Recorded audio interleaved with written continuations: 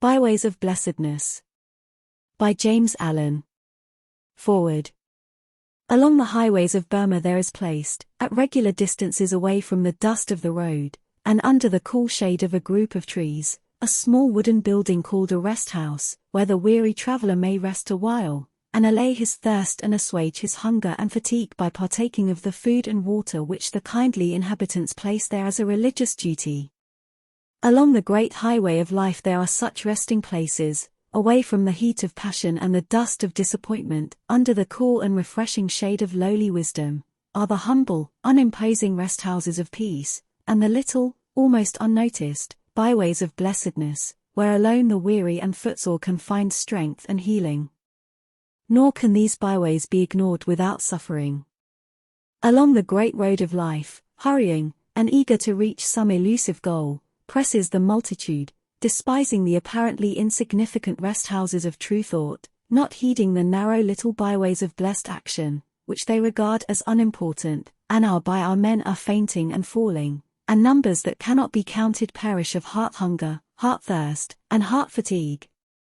But he who will step aside from the passionate press, and will deign to notice and to enter the byways which are here presented, his dusty feet shall press the incomparable flowers of blessedness, his eyes be gladdened with their beauty, and his mind refreshed with their sweet perfume. Rested and sustained, he will escape the fever and the delirium of life, and, strong and happy, he will not fall fainting in the dust, nor perish by the way, but will successfully accomplish his journey. James Allen. Broad Park Avenue, Ilfracombe, England. 1. Right beginnings. All common things, each day's events. That with the hour begin and end. Our pleasures and our discontents. Our rounds by which we may ascend. We have not wings, we cannot soar. But we have feet to scale and climb. Longfellow. For common life, its wants and ways, would I set forth in beauteous hues. Browning. Life is full of beginnings. They are presented every day and every hour to every person. Most beginnings are small, and appear trivial and insignificant, but in reality they are the most important things in life. See how in the material world everything proceeds from small beginnings. The mightiest river is at first a rivulet over which the grasshopper could leap, the great flood commences with a few drops of rain, the sturdy oak, which has endured the storms of 1,000 winters, was once an acorn, and the smouldering match, carelessly dropped, may be the means of devastating a whole town by fire. Consider, also, how in the spiritual world the greatest things proceed from smallest beginnings. A light fancy may be the inception of a wonderful invention or an immortal work of art, a spoken sentence may turn the tide of history, a pure thought entertained may lead to the exercise of a worldwide regenerative power, and a momentary animal impulse may lead to the darkest crime. Have you yet discovered the vast importance of beginnings? Do you really know what is involved in a beginning? Do you know the number of beginnings you are continuously making, and realize their full import? If not, come with me for a short time, and thoughtfully explore this much ignored byway of blessedness, for blessed it is when wisely resorted to, and much strength and comfort it holds for the understanding mind. A beginning is a cause, and as such it must be followed by an effect, or a train of effects, and the effect will always be of the same nature as the cause. The nature of an initial impulse will always determine the body of its results. A beginning also presupposes an ending, a consummation, achievement, or goal. A gate leads to a path, and the path leads to some particular destination, so a beginning leads to results, and results lead to a completion. There are right beginnings and wrong beginnings, which are followed by effects of a like nature. You can, by careful thought, avoid wrong beginnings and make right beginnings, and so escape evil results and enjoy good results. There are beginnings over which you have no control and authority. These are without, in the universe, in the world of nature around you, and in other people who have the same liberty as yourself. Do not concern yourself with these beginnings, but direct your energies and attention to those beginnings over which you have complete control and authority, and which bring about the complicated web of results which compose your life. These beginnings are to be found in the realm of your own thoughts and actions, in your mental attitude under the variety of circumstances through which you pass, in your conduct day by day, in short, in your life as you make it, which is your world of good or ill.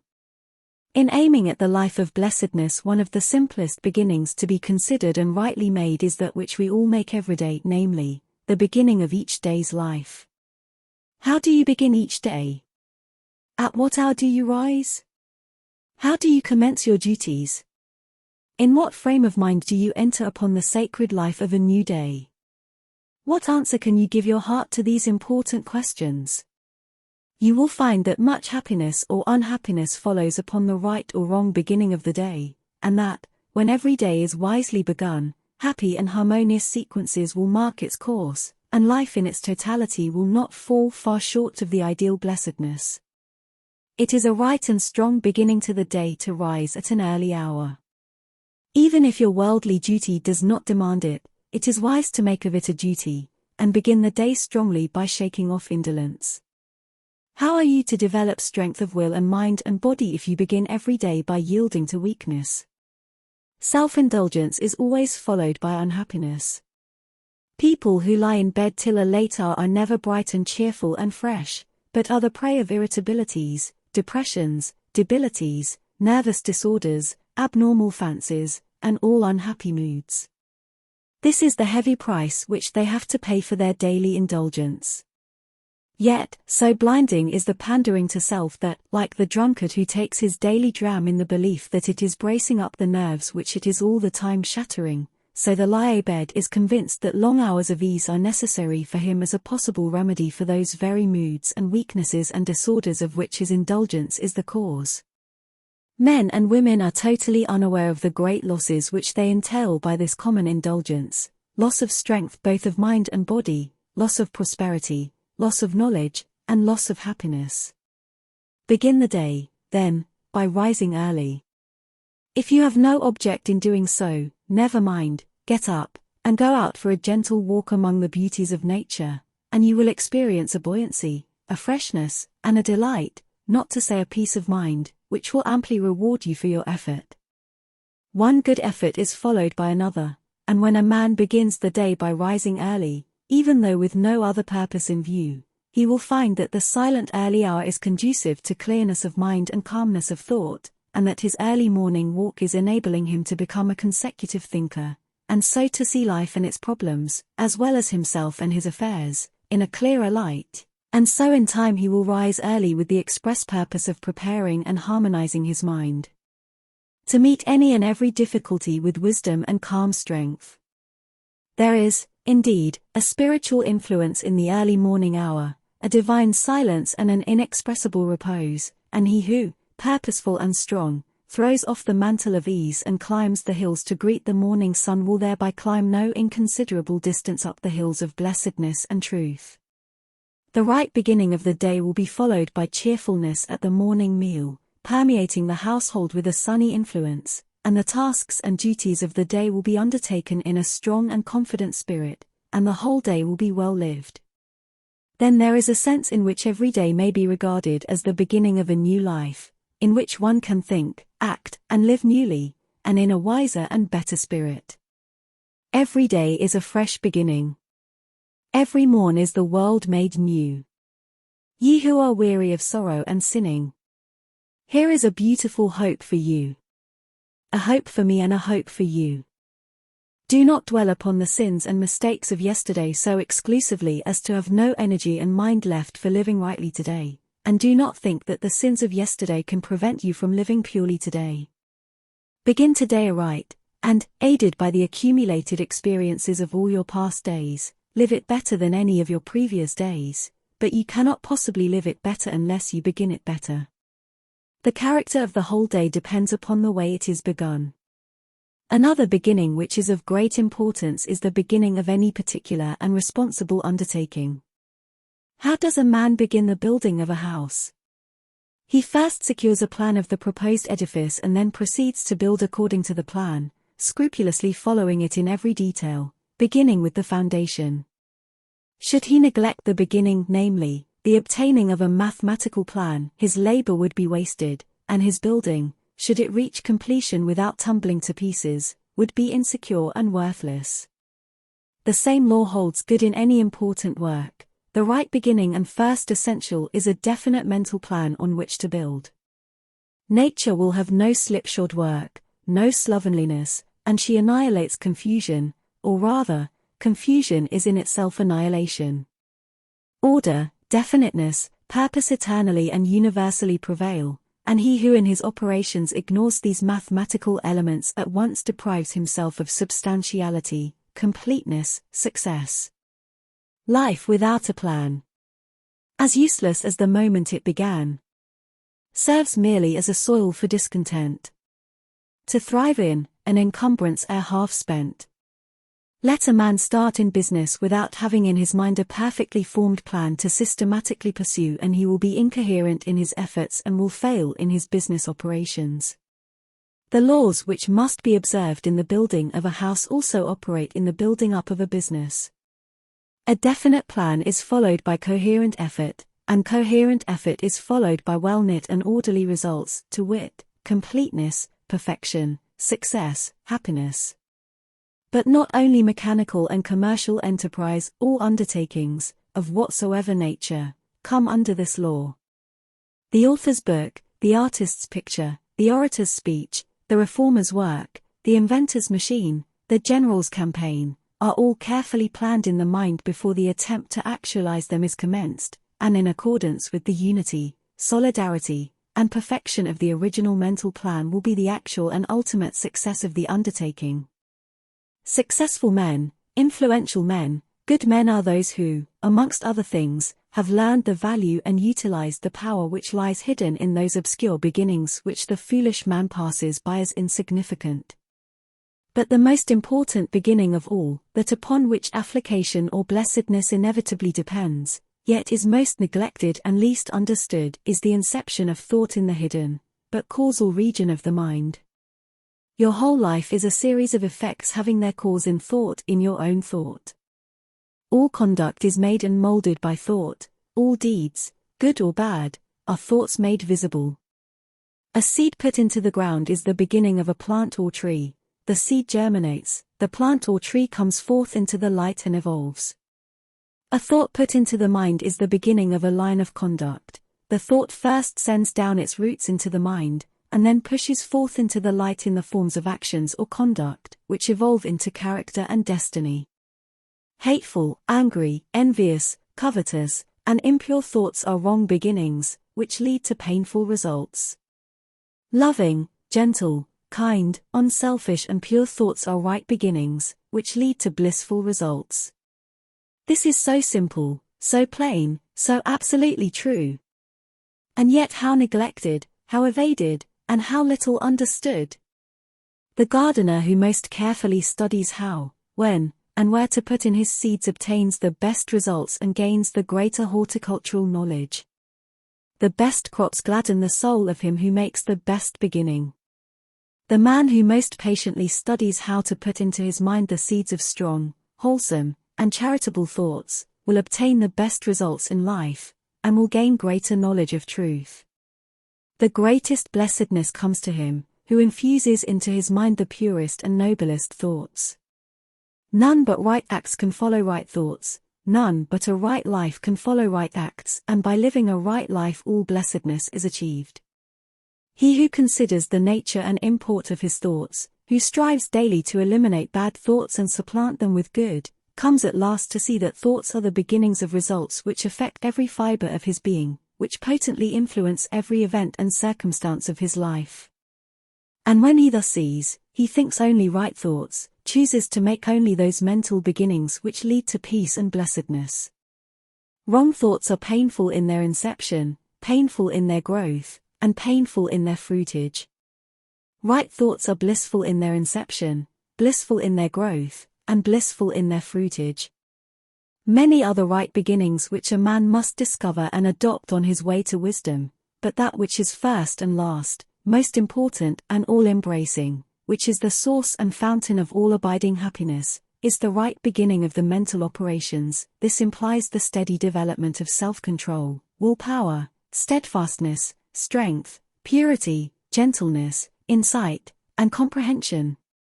It leads to the perfecting of life, for he who thinks perfectly has abolished all unhappiness, his every moment is peaceful, his years are rounded with bliss, he has attained to the complete and perfect blessedness. 2. Small tasks and duties. Wrapped in our nearest duty is the key, which shall unlock for us the heavenly gate. Unveiled, the heavenly vision he shall see, who cometh not too early nor too late. Like the star that shines afar, without haste and without rest. Let each man wheel with steady sway round the task that rules the day, and do his best. Gertie. As pain and bliss inevitably follow on wrong and right beginnings, so unhappiness and blessedness are inseparably bound up with small tasks and duties. Not that a duty has any power of itself to bestow happiness or the reverse, this is contained in the attitude of the mind which is assumed towards the duty, and everything depends upon the way in which it is approached and done. Not only great happiness but great power arises from doing little things unselfishly, wisely, and perfectly, for life in its totality is made up of little things. Wisdom is in the common details of everyday existence, and when the parts are made perfect the whole will be without blemish. Everything in the universe is made up of little things, and the perfection of the great is based upon the perfection of the small. If any detail of the universe were imperfect the whole would be imperfect. If any particle were omitted the aggregate would cease to be. Without a grain of dust there could be no world, and the world is perfect because the grain of dust is perfect. Neglect of the small is confusion of the great. The snowflake is as perfect as the star, the dewdrop is as symmetrical as the planet, the microbe is not less mathematically proportioned than the man. By laying stone upon stone, plumbing and fitting each with perfect adjustment, the temple at last stands forth in all its architectural beauty. The small precedes the great. The small is not merely the apologetic attendant of the great, it is its master and informing genius. Vain men are ambitious to be great, and look about to do some great thing, ignoring and despising the little tasks which call for immediate attention, and in the doing of which there is no vainglory, regarding such trivialities as beneath the notice of great men. The fool lacks knowledge because he lacks humility, and, inflated with the thought of self-importance, he aims at impossible things. The great man has become such by the scrupulous and unselfish attention which he has given to small duties. He has become wise and powerful by sacrificing ambition and pride in the doing of those necessary things which evoke no applause and promise no reward. He never sought greatness, he sought faithfulness, unselfishness, integrity, truth, and in finding these in the common round of small tasks and duties he unconsciously ascended to the level of greatness. The great man knows the vast value that in moments, words, greetings, meals, apparel, correspondence, rest, work, detached efforts, fleeting obligations, in the 1,001 little things which press upon him for attention, briefly, in the common details of life. He sees everything as divinely apportioned, needing only the application of dispassionate thought and action on his part to render life blessed and perfect. He neglects nothing, does not hurry, seeks to escape nothing but error and folly, attends to every duty as it is presented to him, and does not postpone and regret. By giving himself unreservedly to his nearest duty, forgetting alike pleasure and pain, he attains to that combined childlike simplicity and unconscious power which is greatness. The advice of Confucius to his disciples, "Eat at your own table as you would at the table of a king," emphasizes the immeasurable importance of little things, as also does that aphorism of another great teacher, Buddha, "If anything is to be done, let a man do it, let him attack it vigorously."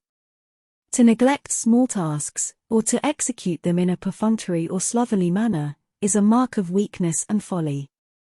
The giving of one's entire and unselfish attention to every duty in its proper place evolves, by a natural growth, higher and ever higher combinations of duties, because it evolves power and develops talent, genius, goodness, character. A man ascends into greatness as naturally and unconsciously as the plant evolves a flower, and in the same manner, by fitting, with unabated energy and diligence, every effort and detail in its proper place, thus harmonizing his life and character without friction or waste of power. Of the almost innumerable recipes for the development of willpower and concentration which are now scattered abroad, one looks almost in vain for any wholesome hint applicable to vital experience. Breathings, postures, visualizings, occult methods are practices as delusive as they are artificial and remote from all that is real and essential in life, while the true path, the path of duty, of earnest and undivided application to one's daily task along which alone willpower and concentration of thought can be wholesomely and normally developed, remains unknown, untrodden, unexplored even by the elect. All unnatural forcing and straining in order to gain power should be abandoned. There is no way from childhood to manhood but by growth, nor is there any other way from folly to wisdom, from ignorance to knowledge, from weakness to strength. A man must learn how to grow little by little and day after day, by adding thought to thought, effort to effort, deed to deed. It is true the Faka gains some sort of power by his long persistence in postures and mortifications, but it is a power which is bought at a heavy price, and that price is an equal loss of strength in another direction. He is never a strong, useful character, but a mere fantastic specialist in some psychological trick. He is not a developed man, he is a maimed man. True willpower consists in overcoming the irritabilities, follies, rash impulses, and moral lapses which accompany the daily life of the individual, and which are apt to manifest themselves on every slight provocation, and in developing calmness, self-possession, and dispassionate action in the press and heat of worldly duties, and in the midst of the passionate and unbalanced throng. Anything short of this is not true power, and this can only be developed along the normal pathway of steady growth in executing ever more and more masterfully, unselfishly, and perfectly the daily round of legitimate tasks and pressing obligations. The master is not he whose psychological accomplishments, rounded by mystery and wonder, leave him in unguarded moments the prey of irritability, of regret, of peevishness, or other petty folly or vice, but he whose mastery is manifested in fortitude, non-resentment, steadfastness, calmness, and infinite patience. The true master is master of himself, anything other than this is not mastery but delusion.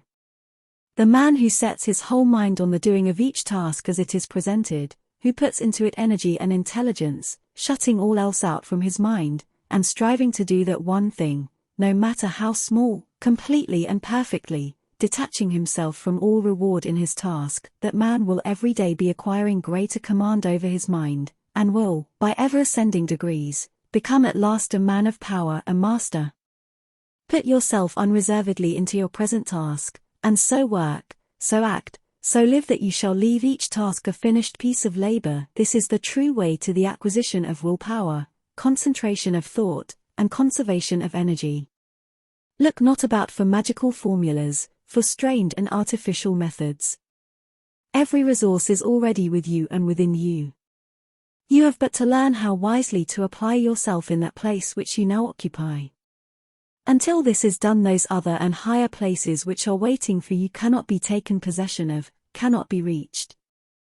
There is no way to strength and wisdom but by acting strongly and wisely in the present moment, and each present moment reveals its own task. The great man, the wise man does small things greatly, regarding nothing as trivial that is necessary. The weak man, the foolish man, does small things carelessly, and meanly, hankering the while after some greater work for which, in his neglect and inability in small matters, he is ceaselessly advertising his incapacity. The man who least governs himself is always more ambitious to govern others and assume important responsibilities. Who so neglects a thing which he suspects he ought to do because it seems too small a thing is deceiving himself. It is not too little but too great for him that he doeth it not. And just as the strong doing of small tasks leads to greater strength, so the doing of those tasks weakly leads to greater weakness.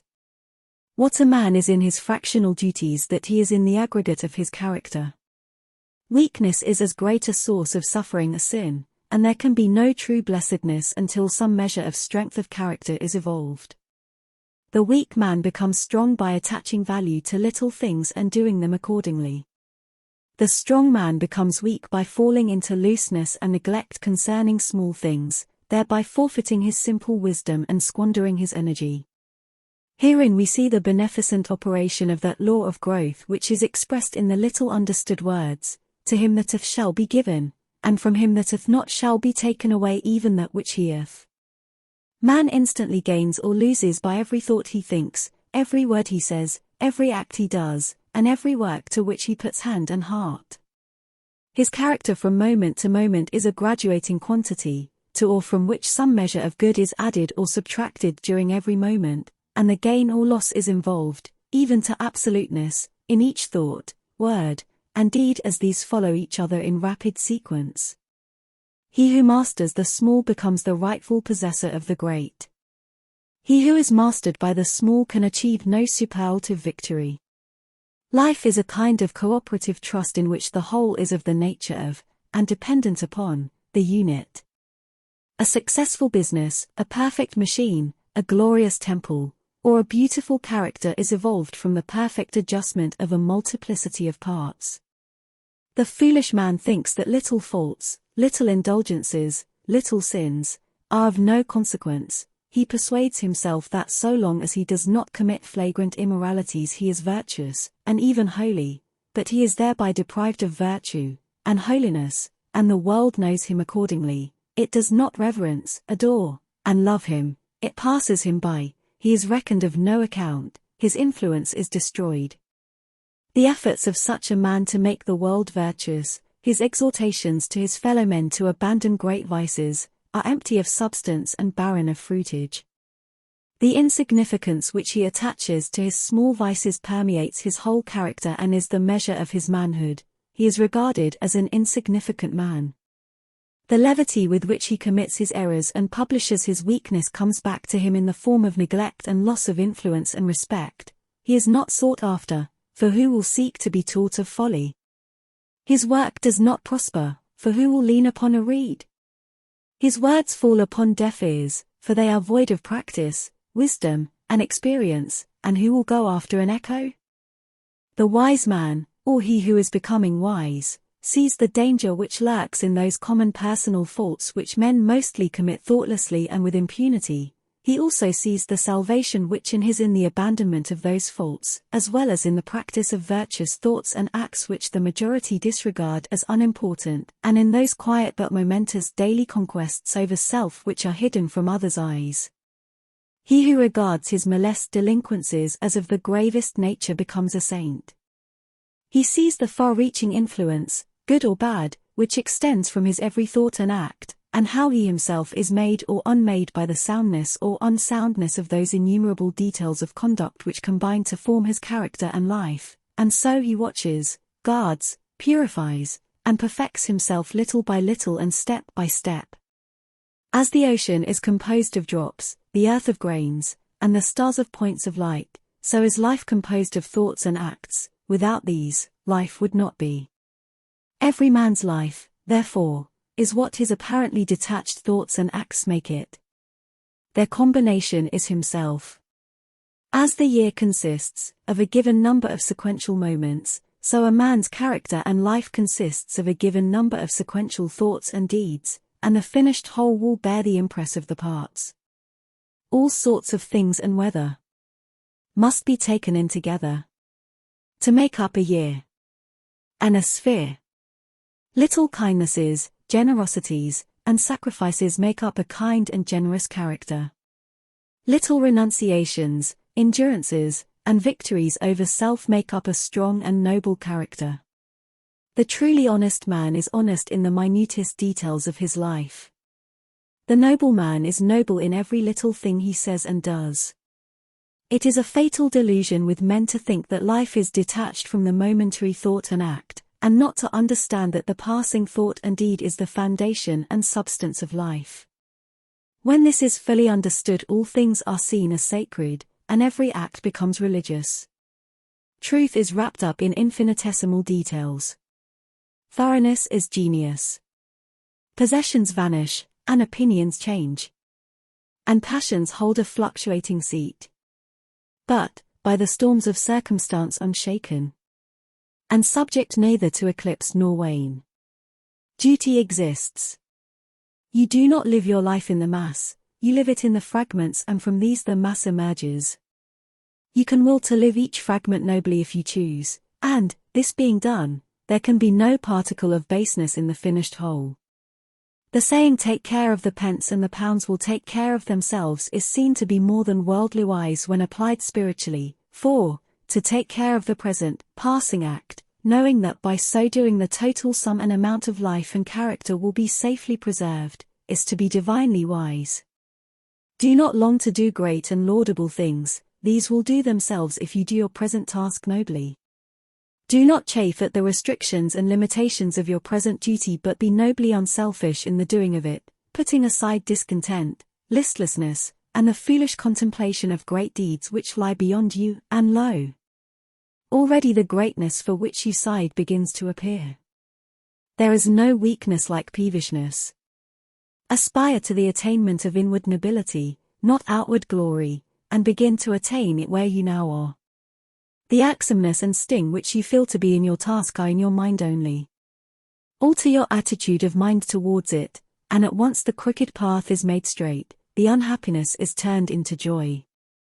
See that your every fleeting moment is strong, pure, and purposeful. Put earnestness and unselfishness into every passing task and duty, make your every thought, word, and deed sweet and true, thus learning, by practice and experience, the inestimable value of the small things of life, you will gather, little by little, abundant and enduring blessedness. 3. Transcending difficulties and perplexities. And perplexities man who man would be must rule the empire of himself, in it must be supreme, establishing his throne on vanquished wool, quelling the anarchy of hopes and fears, being himself alone. Shelley. Have you missed in your aim? Well, the mark is still shining. Did you faint in the race? Well, take breath for the next. Ellie Wheeler Wilcox. To suggest that any degree of blessedness may be extracted from difficulties and perplexities will doubtless appear absurd to many, but truth is ever paradoxical, and the curses of the foolish are the blessings of the wise.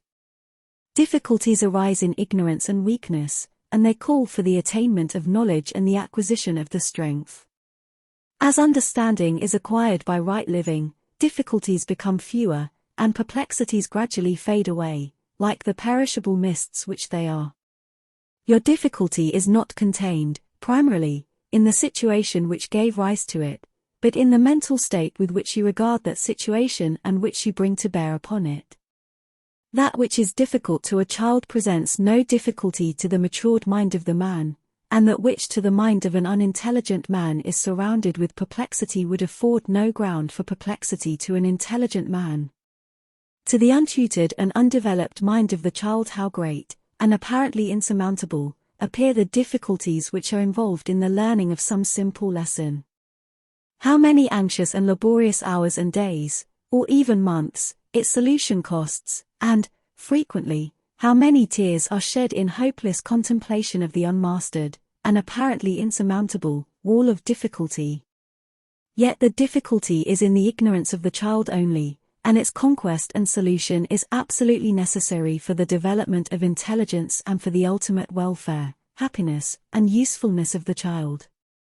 Even so is it with the difficulties of life with which older children are confronted, and which it is imperative, for their own growth and development, that they should solve and surmount, and each difficulty solved means so much more experience gained, so much more insight and wisdom acquired, it means a valuable lesson learned, with the added gladness and freedom of a task successfully accomplished. What is the real nature of a difficulty? Is it not a situation which is not fully grasped and understood in all its bearings?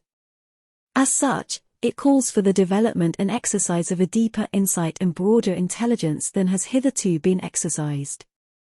It is an urgent necessity calling forth unused energy, and demanding the expression and employment of latent power and hidden resources.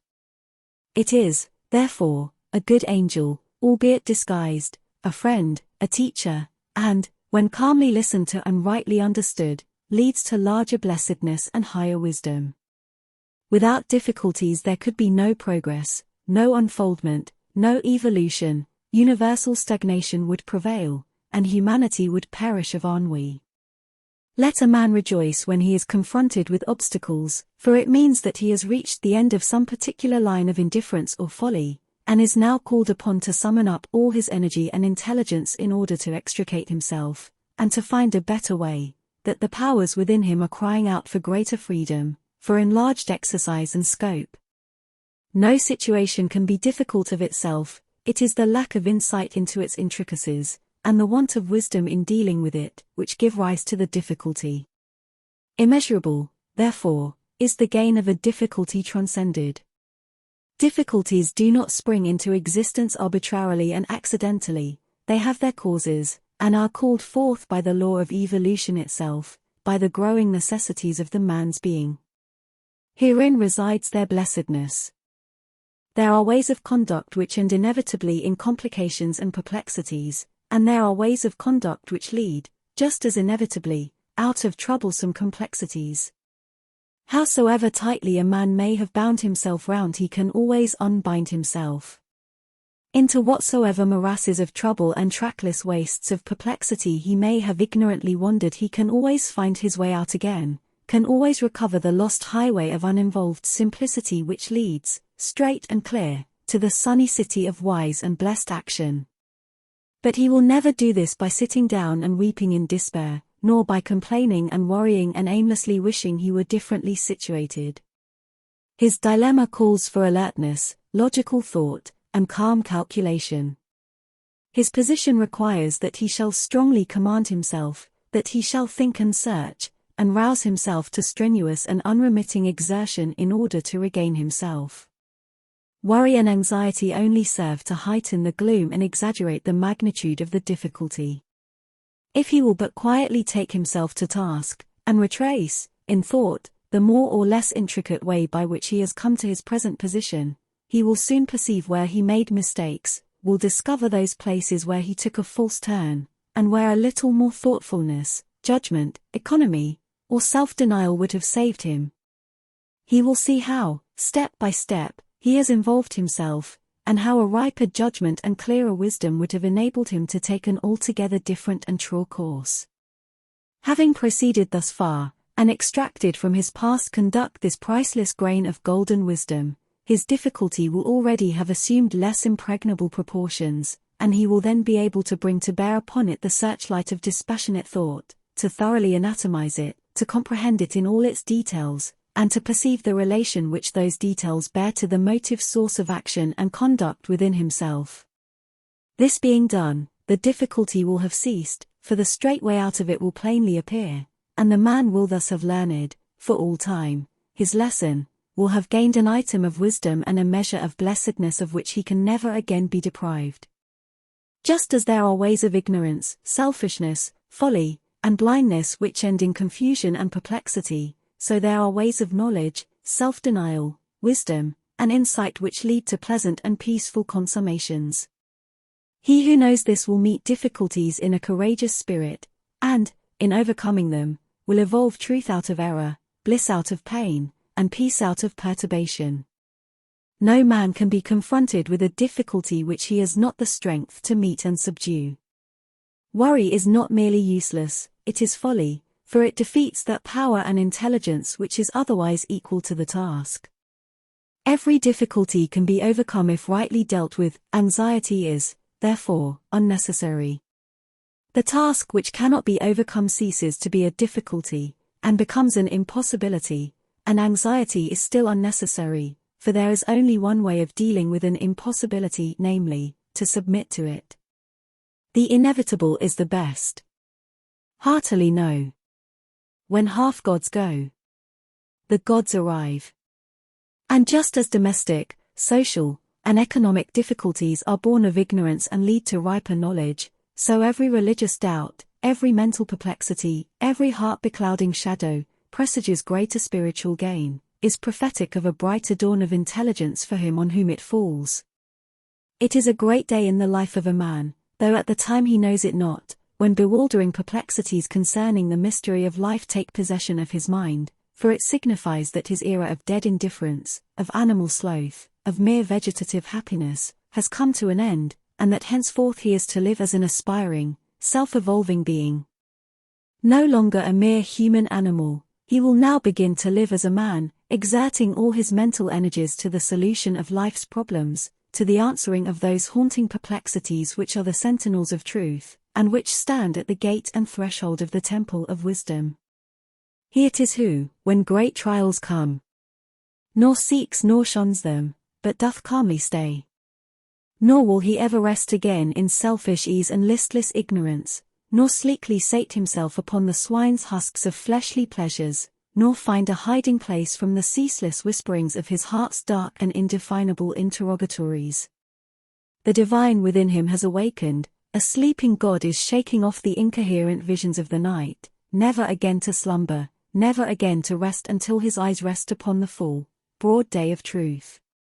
It is impossible for such a man to hush, for any length of time, the call to higher purposes and achievements which is aroused within him, for the awakened faculties of his being will ceaselessly urge him on to the unraveling of his perplexities. For him there is no more peace in sin, no more rest in error, no final refuge but in wisdom. Great will be the blessedness of such a man when, conscious of the ignorance of which his doubts and perplexities are born, and acknowledging and understanding that ignorance, not striving to hide himself from it, he earnestly applies himself to its removal, seeks unremittingly, day after day, for that pathway of light which shall enable him to dispel all the dark shadows, dissolve his doubts, and find the solution to all his pressing problems. And as a child is glad when it has mastered a lesson long toiled over, just so a man's heart becomes light and free when he has satisfactorily met some worldly difficulty. Even so, but to a far greater degree, is the heart of a man rendered joyous and peaceful when some vital and eternal question which has been long brooded over and grappled with is at last completely answered, and its darkness is forever dispelled. Do not regard your difficulties and perplexities as portentous of ill, by so doing you will make them ill, but regard them as prophetic of good, which, indeed, they are. Do not persuade yourself that you can evade them, you cannot. Do not try to run away from them, this is impossible, for wherever you go they will still be there with you, but meet them calmly and bravely, confront them with all the dispassion and dignity which you can command, weigh up their proportions, analyze them, grasp their details, measure their strength, understand them, attack them, and finally vanquish them. Thus will you develop strength and intelligence, thus will you enter one of those byways of blessedness which are hidden from the superficial gaze. 4. Burden dropping. This to me is life. That if life be a burden, I will join. To make it but the burden of a song. Bailey. Have you heard that it was good to gain the day? I also say it is good to fall, battles are lost in the same spirit in which they are won. Walt Whitman. We hear and read much about burden bearing, but of the better way of burden dropping very little is heard or known. Yet why should you go about with an oppressive weight at your heart when you might relieve yourself of it and move amongst your fellows heart-free and cheerful? No man carries a load upon his back except to necessarily transfer something from one place to another. He does not saddle his shoulders with a perpetual burden, and then regard himself as a martyr for his pains. And why should you impose upon your mind a useless burden, and then add to its weight the miseries of self-condolence and self-pity? Why not abandon both your load and your misery, and thus add to the gladness of the world by first making yourself glad? No reason can justify, and no logic support, the ceaseless carrying of a grievous load. As in things material, a load is only undertaken as a necessary means of transference, and is never a source of sorrow, so in things spiritual a burden should only be taken up as a means towards some good and necessary end, which, when attained, the burden is put aside, and the carrying of such a burden, far from being a source of grief, would be a cause for rejoicing. We say that bodily mortifications which some religious ascetics inflict upon themselves are unnecessary and vain, and are the mental mortifications which so many people inflict upon themselves less unnecessary and vain. Where is the burden which should cause unhappiness or sorrow? It does not exist. If a thing is to be done, let it be done cheerfully, and not with inward groanings and lamentations. It is of the highest wisdom to embrace necessity as a friend and guide. It is of the greatest folly to scowl upon necessity as an enemy, and to wish or try to overcome or avoid her. We meet our own at every turn, and duties only become oppressive loads when we refuse to recognize and embrace them. He who does any necessary thing in a niggardly and complaining spirit, hunting the while after unnecessary pleasures, lashes himself with the scorpions of misery and disappointment, and imposes upon himself a double-weighted burden of weariness and unrest under which he incessantly groans. Wake thou, O self, to better things. To yonder heights uplift thy wings. Take up the psalm of life anew. Sing of the good, sing of the true. Sing of full victory or wrong. Make thou a richer, sweeter song. Out of thy doubting, care and pain. Weave thou a joyous, glad refrain. Out of thy thorns a crown weave thou of rare rejoicing. Sing thou, now. I will give my cheerful, unselfish, and undivided attention to the doing of all those things which enter into my compact with life, and, though I walk under colossal responsibilities, I shall be unconscious of any troublesome weight or grievous burden. You say a certain thing, a duty, a companionship, or a social obligation, troubles you, is burdensome, and you resign yourself to oppression with the thought, I have entered into this, and will go through with it, but it is a heavy and grievous work. But is the thing really burdensome, or is it your selfishness that is oppressing you? I tell you that that very thing which you regard as so imprisoning a restriction is the first gateway to your emancipation. That work which you regard as a perpetual curse contains for you the actual blessedness which you vainly persuade yourself lies in another and unapproachable direction. All things are mirrors in which you see yourself reflected, and the gloom which you perceive in your work is but a reflection of that mental state which you bring to it. Bring a right, an unselfish, state of heart to the thing, and lo! It is at once transformed, and becomes a means of strength and blessedness, reflecting back that which you have brought to it. If you bring a scowling face to your looking-glass, will you complain of the glass that it glowers upon you with a deformed visage, or will you put your face right, and so get back from the reflector a more pleasing countenance? If it is right and necessary that a thing should be done, then the doing of it is good, and it can only become burdensome in wishing not to do it. The selfish wish makes the thing appear evil. If it is neither right nor necessary that a thing should be done, then the doing of it in order to gain some coveted pleasure is folly, which can only lead to burdensome issues. The duty which you shirk is your reproving angel, the pleasure which you race after is your flattering enemy. Foolish man! When will you turn round and be wise? It is the beneficence of the universe that it is everywhere, and at all times, urging its creatures to wisdom as it demands coherence of its atoms. That folly and selfishness entail suffering in ever-increasing degrees of intensity is preservative and good, for agony is the enemy of apathy and the herald of wisdom. What is painful? What is grievous? What is burdensome? Passion is painful, folly is grievous, selfishness is burdensome. It is the dark idolatry of self, which, when our thoughts and actions once are done, demands that man should weep, and bleed, and groan. Eliminate passion, folly, and selfishness from your mind and conduct, then you will eliminate suffering from your life. Burden dropping consists in abandoning the inward selfishness and putting pure love in its place.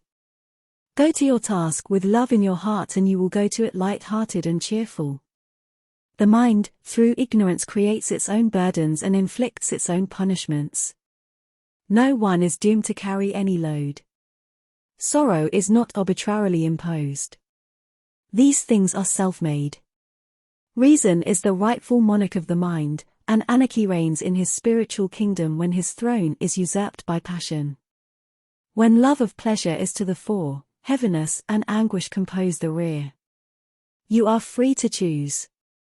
Even if you are bound by passion, and feel helpless, you have bound yourself, and are not helpless. Where you have bound you can unbind. You have come to your present state by degrees, and you can recover yourself by degrees, can reinstate reason and dethrone passion. The time to avoid evil is before pleasure is embraced, but, once embraced, its train of consequences should teach you wisdom. The time to decide is before responsibilities are adopted, but, once adopted, all selfish considerations, with their attendant grumblings, whinings, and complainings, should be religiously excluded from the heart. Responsibilities lose their weight when carried lovingly and wisely.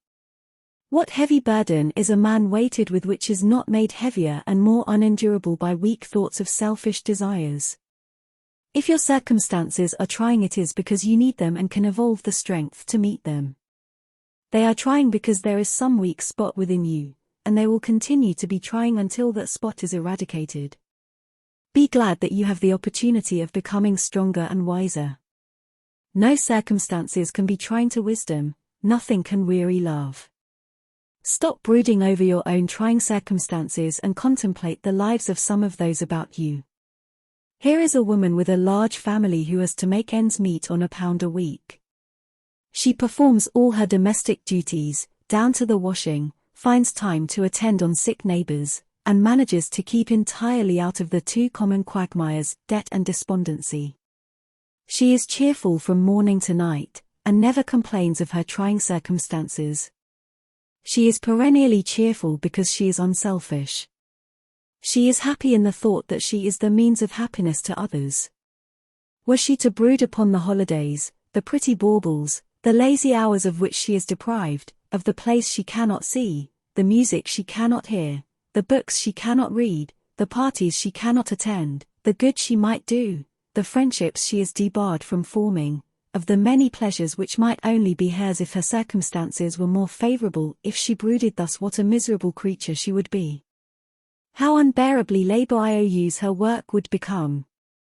How every little domestic duty would hang like a millstone about her neck, dragging her down to the grave which, unless she altered her state of mind, she would quickly reach, killed by selfishness. But, not living in vain desires for herself, she is relieved of all burdens, and is happy. Cheerfulness and unselfishness are sworn friends. Love knows no heavy toil. Here is another woman, with a private income which is more than sufficient, combined with leisure and luxury, yet, because she is called upon to forfeit a portion of her time, pleasure, and money to discharge some obligation which she wishes to be rid of, and which should be to her a work of loving service, or fostering in her heart some ungratified desire, she is perpetually discontented and unhappy, and complains of trying circumstances. Discontent and selfishness are inseparable companions. Self-love knows no joyful labor. Of the two sets of circumstances above depicted, and life is crowded with such contrasted instances, which are the trying conditions? Is it not true that neither of them are trying, and that both are blessed or unblessed in accordance with the measure of love or selfishness which is infused into them? Is not the root of the whole matter in the mind of the individual and not in the circumstance? When a man, who has recently taken up the study of some branch of theology, religion, or occultism, says, "If I had not burdened myself with a wife and family I could have done a great work, and had I known years ago what I know now I would never have married," I know that man has not yet found the commonest and broadest way of wisdom, for there is no greater folly than regret, and that he is incapable of the great work which he is so ambitious to perform. If a man has such deep love for his fellow men that he is anxious to do a great work for humanity, he will manifest that surpassing love always and in the place where he now is. His home will be filled with it, and the beauty and sweetness and peace of his unselfish love will follow wherever he goes, making happy those about him and transmuting all things into good. The love that goes abroad to air itself, and is undiscoverable at home, is not love, it is vanity. Have I not seen, oh, pitiful sight, the cheerless home and neglected children of the misguided missioner and religionist? It is on such self-delusion as this that self-pity and self-martyrdom ever wait, and its self-inflicted misery is regarded by the deluded one as a holy and religious burden which he or she is called upon to bear. Only a great man can do a great work, and he will be great wherever he is, and will do his noble work under whatsoever conditions he may find himself when he has unfolded and revealed that work. Thou who art so anxious to work for humanity, to help thy fellow men, begin that work at home, help thyself, thy neighbor, thy wife, thy child.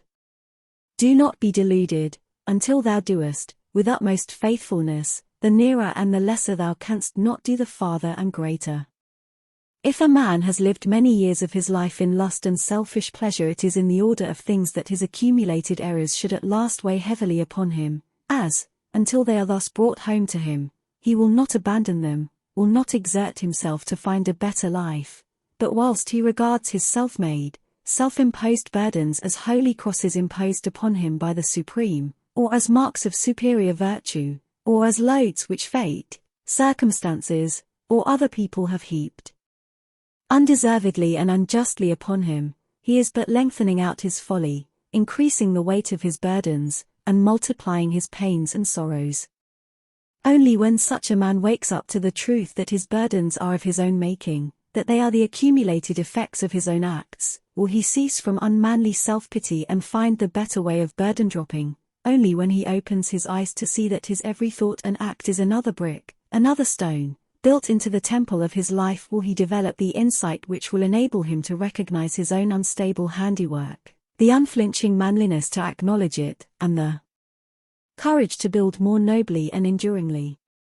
Painful burdens are necessary, but only so long as we lack love and wisdom. The temple of blessedness lies beyond the outer courts of suffering and humiliation, and to reach it the pilgrim must pass through the outer courts. For a time he will linger in the outer, but only so long as, through his own imperfect understanding, he mistakes it for the inner. While he pities himself and confounds suffering with holiness, he will remain in suffering, but when, casting off the last unholy rag of self-pity, he perceives that suffering is a means and not an end, that it is a state self-originated and self-propagated, then, converted and right-minded, he will rapidly pass through the outer courts, and reach the inner abode of peace. Suffering does not originate in the perfect but in the imperfect, it does not mark the complete but the incomplete, it can, therefore, be transcended. Its self-born cause can be found, investigated, comprehended, and forever removed. It is true, therefore, that we must pass through agony to rest, through loneliness to peace, but let the sufferer not forget that it is a passing through, that the agony is a gateway and not a habitation, that the loneliness is a pathway and not a destination, and that a little farther on he will come to the painless and blissful repose. Little by little is a burden accumulated, imperceptibly and by degrees is its weight increased.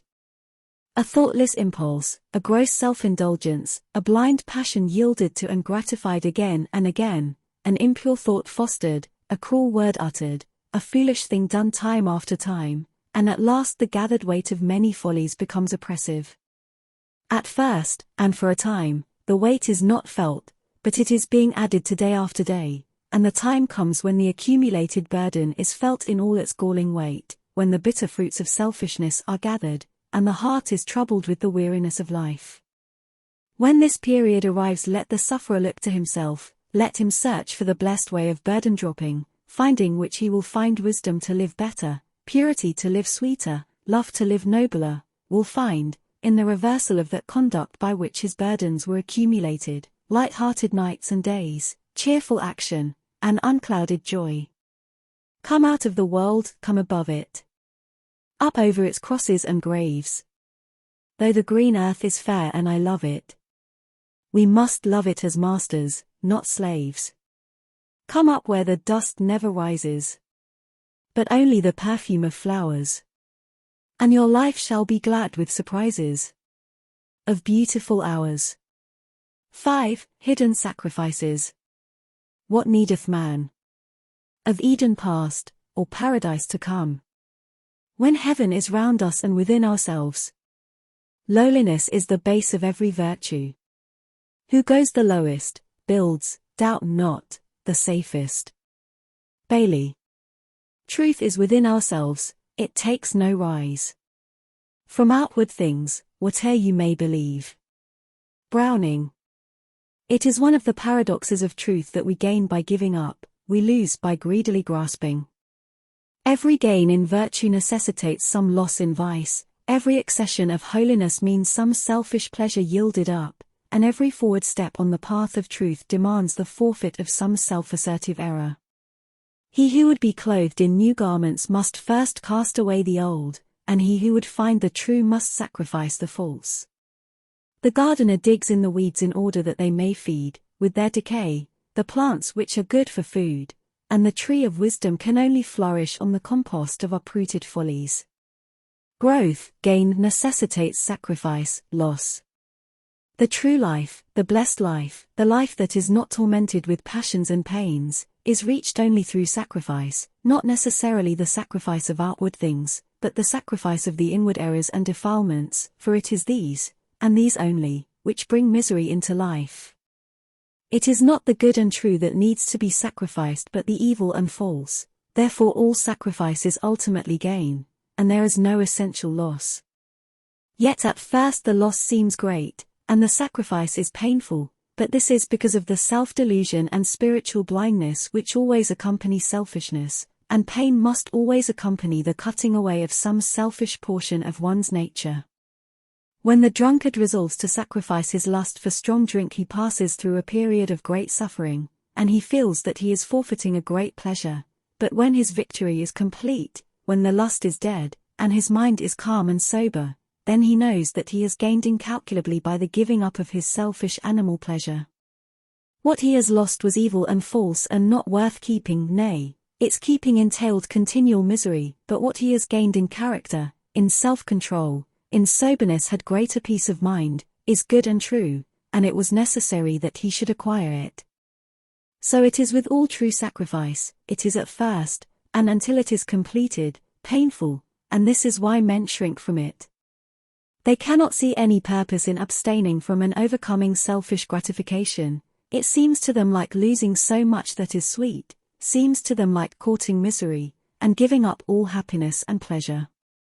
And this must be so, for if a man could know that by giving up his particular forms of selfishness his gain in happiness would be immeasurably greater, unselfishness, which is now so difficult of attainment, would then be rendered infinitely more difficult of achievement, for his desire for the greater gain, his selfishness, would thereby be greatly intensified.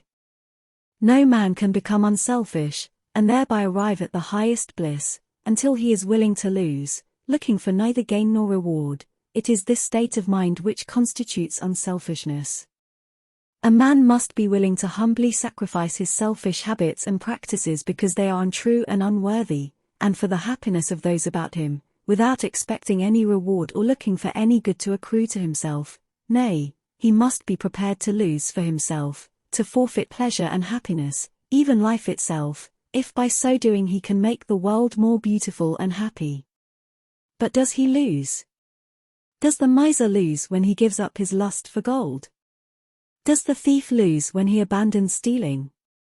Does the libertine lose when he sacrifices his unworthy pleasures?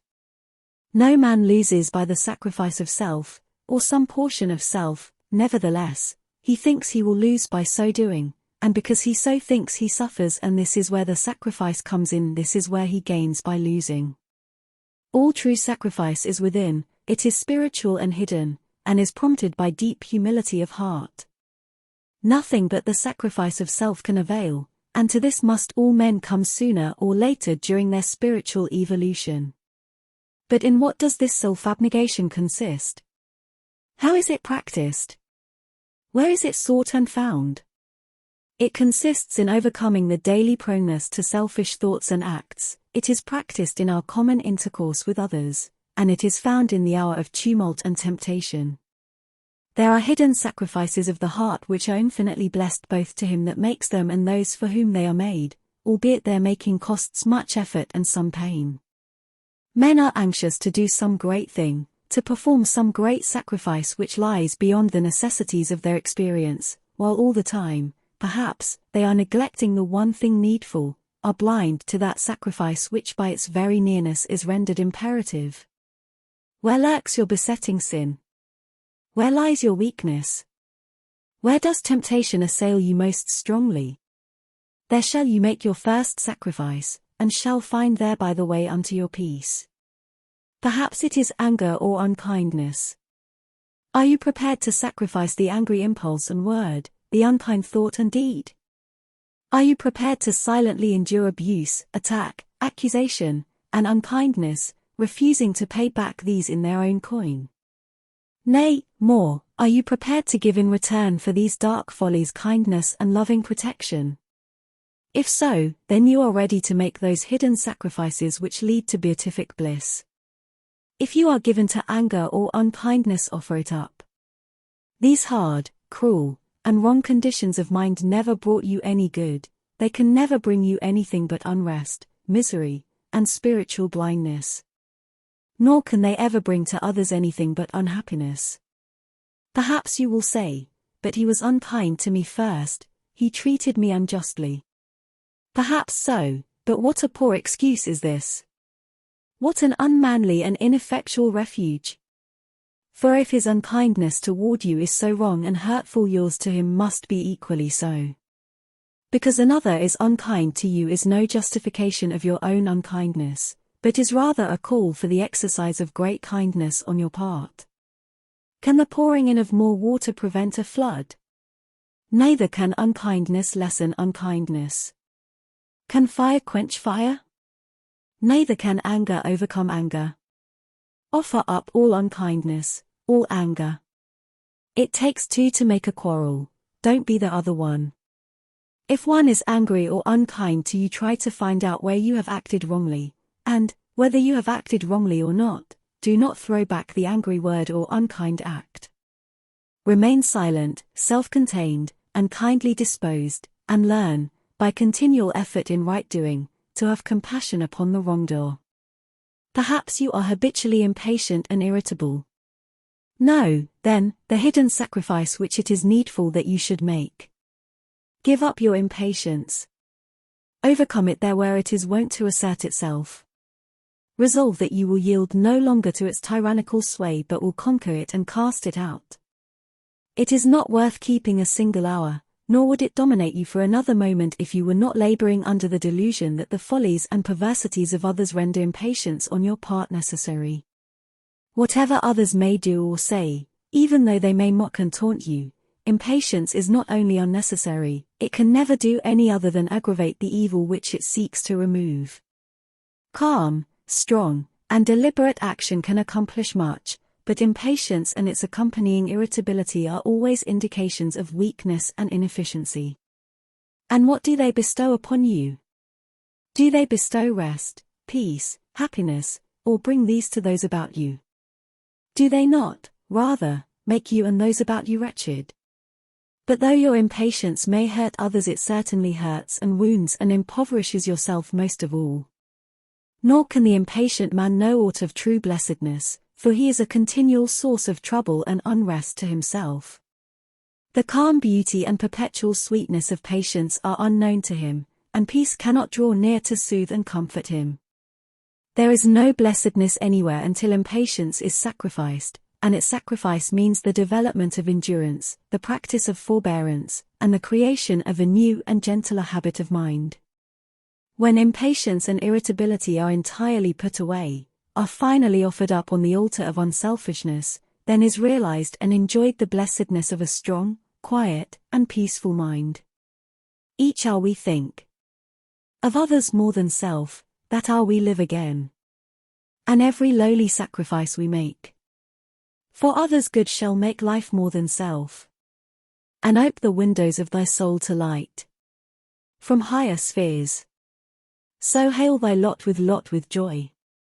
Then there are little selfish indulgences, some of which appear harmless, and are commonly fostered, but no selfish indulgence can be harmless, and men and women do not know what they lose by repeatedly and habitually succumbing to effeminate and selfish gratifications. If the God in man is to rise strong and triumphant, the beast in man must perish. The pandering to the animal nature, even when it appears innocent and seems sweet, leads away from truth and blessedness. Each time you give way to the animal within you, and feed and gratify him, he waxes stronger and more rebellious, and takes firmer possession of your mind, which should be in the keeping of truth. Not until a man has sacrificed some apparently trivial indulgence does he discover what strength, what joy, what poise of character and holy influence he has all along been losing by that gratification. Not until a man sacrifices his hankering for pleasure does he enter into the fullness of abiding joy. By his personal indulgences a man demeans himself, forfeits self-respect to the extent and frequency of his indulgence, and deprives himself of exemplary influence and the power to accomplish lasting good in his work in the world. He also, by allowing himself to be led by blind desire, increases his mental blindness, and fails of that ultimate clearness of vision, that clarified percipience which pierces to the heart of things and comprehends the real and the true. Animal indulgence is alien to the perception of truth. By the sacrifice of his indulgences man rises above confusion and doubt, and arrives at the possession of insight and surety. Sacrifice your cherished and coveted indulgence, fix your mind on something higher, nobler, and more enduring than ephemeral pleasure, live superior to the craving for sense excitement, and you will live neither vainly nor uncertainly. Very far-reaching in its effect upon others, and rich with the revelations of truth for him who makes it, is the sacrifice of self-assertion, the giving up of all interference with the lives, views, or religion of other people, substituting for it an understanding love and sympathy. Self-assertion or opinionativeness is a form of egotism or selfishness most generally found in connection with intellectualism and dialectical skill. It is blindly presumptive and uncharitable, and, more often than not, is regarded as a virtue, but when once the mind has opened to perceive the way of gentleness and self-sacrificing love, then the ignorance, deformity, and painful nature of self-assertion become apparent. The victim of self-assertion, setting up his own opinions as the standard of right and the measure of judgment, regards all those as wrong whose lives and opinions run counter to his own, and, being eager to put others right, is thereby prevented from putting himself right. His attitude of mind brings about him opposition and contradiction from people who are anxious to put him right, and this wounds his vanity and makes him miserable, so that he lives in an almost continual fever of unhappy, resentful and uncharitable thoughts. There can be no peace for such a man, no true knowledge, and no advancement until he sacrifices his desire to bend others to his own way of thinking and acting. Nor can he understand the hearts of others, and enter lovingly into their strivings and aspirations. His mind is cramped and embittered, and he is shut out from all sweet sympathy and spiritual communion.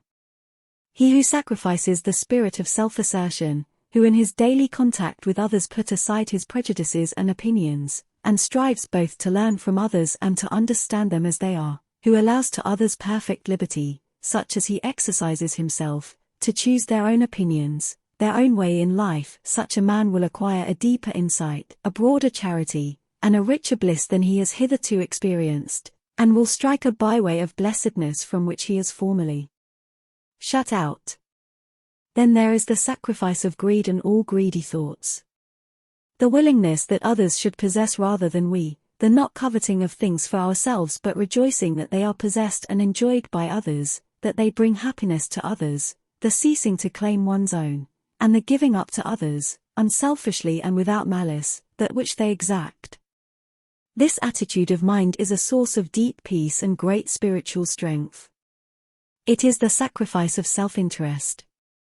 Material possessions are temporary, and in this sense we cannot truly call them our own, they are merely in our keeping for a short time, but spiritual possessions are eternal and must ever remain with us. Unselfishness is a spiritual possession which is only secured by ceasing to covet material possessions and enjoyments, by ceasing to regard things as for our own special and exclusive pleasure, and by our readiness to yield them up for the good of others. The unselfish man, even though he finds himself involved in riches, stands aloof, in his mind, from the idea of exclusive possession, and so escapes the bitterness and fear and anxiety which ever accompany the covetous spirit. He does not regard any of his outward accretions as being too valuable to lose, but he regards the virtue of unselfishness as being too valuable to the world, to suffering humanity, to lose or cast away. And who is the blessed man? He who is ever hankering after more possessions, thinking only of the personal pleasure he can get out of them. Or he who is ever ready to give up what he has for the good and happiness of others. By greed happiness is destroyed, by not greed happiness is restored. Another hidden sacrifice, one of great spiritual beauty and of powerful efficacy in the healing of human sorrows, is the sacrifice of hatred, the giving up of all bitter thoughts against others, of all malice, dislike, and resentment. Bitter thoughts and blessedness cannot dwell together. Hatred is a fierce fire that scorches up, in the heart of him who harbors it, all the sweet flowers of peace and happiness, and makes a hell of every place where it comes. Hatred has many names and many forms but only one essence, namely, burning thoughts of resentment against others.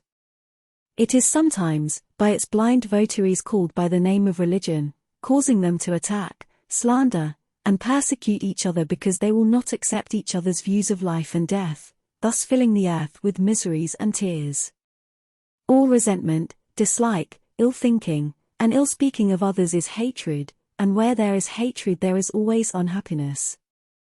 No one has conquered hatred while thoughts of resentment towards others spring up in his mind. This sacrifice is not complete until a man can think kindly of those who try to do him wrong. Yet it must be made before true blessedness can be realized and known.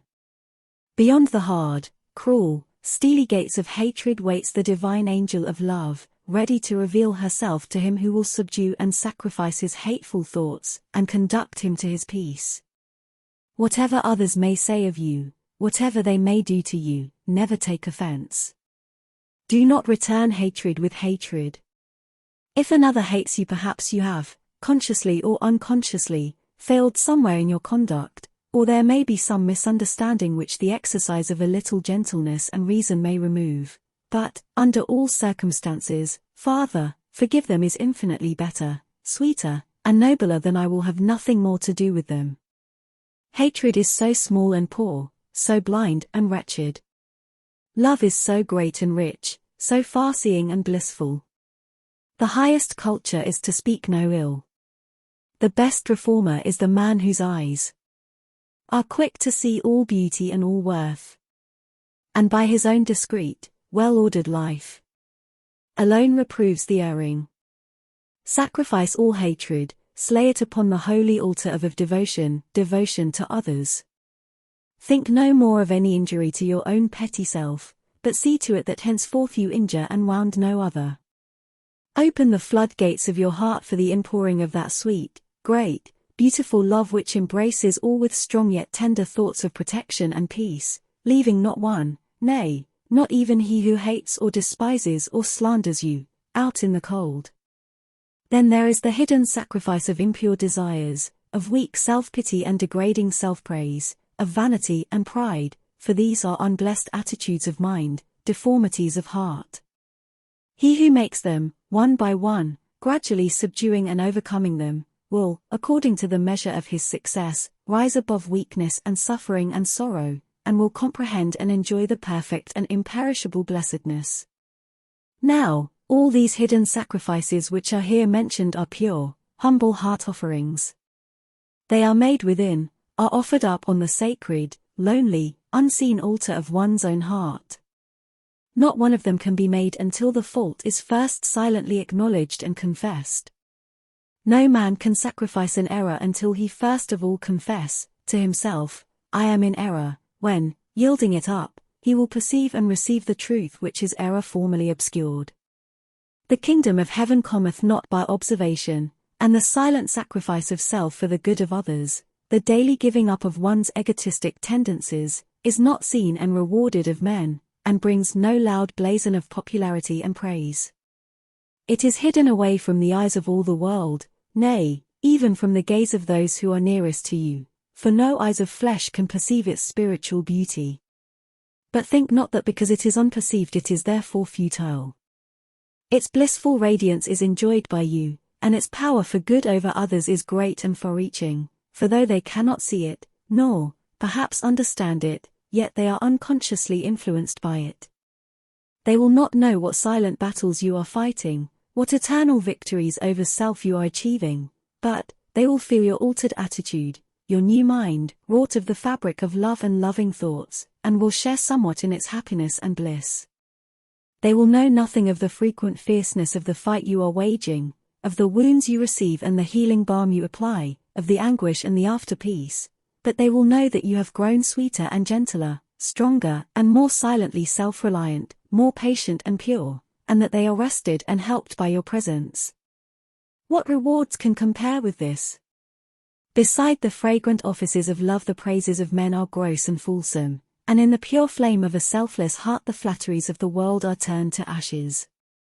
Love is its own reward, its own joy, its own satisfaction. It is the final refuge and resting place of passion-tortured souls. The sacrifice of self, and the acquisition of the supreme knowledge and bliss which it confers, is not accomplished by one great and glorious act but by a series of lesser and successive sacrifices in the ordinary life of the world, by a succession of steps in the daily conquest of truth over selfishness. He who each day accomplishes some victory over himself, who subdues and puts behind him some unkind thought, some impure desire, some tendency to sin, is everyday growing stronger, purer, and wiser, and every dawn finds him nearer to that final glory of truth which each self-sacrificing act reveals in part. Look not outside thee nor beyond thee for the light and blessedness of truth, but look within, thou wilt find it within the narrow sphere of thy duty, even in the humble and hidden sacrifices of thine own heart. 6. Sympathy. When thy gaze turns it on thine own soul, be most severe. But when it falls upon a fellow man, let kindliness control it, and refrain from that belittling censure that springs forth from common lips like weeds from marshy soil. Ella Wheeler Wilcox. I do not ask the wounded person how he feels. I myself become the wounded person. Walt Whitman. We can only sympathize with others in so far as we have conquered ourselves. We cannot think and feel for others while we are engaged in condoling with and pitying ourselves, cannot deal tenderly and lovingly with others while we are anxious for our own preeminence or for the exclusive preservation of ourselves, our opinions, and our own generally. What is sympathy but thoughtfulness for others in the forgetfulness of self? To sympathize with others we must first understand them, and to understand them we must put away all personal preconceptions concerning them, and must see them as they are. We must enter into their inner state and become one with them, looking through their mental eyes and comprehending the range of their experience.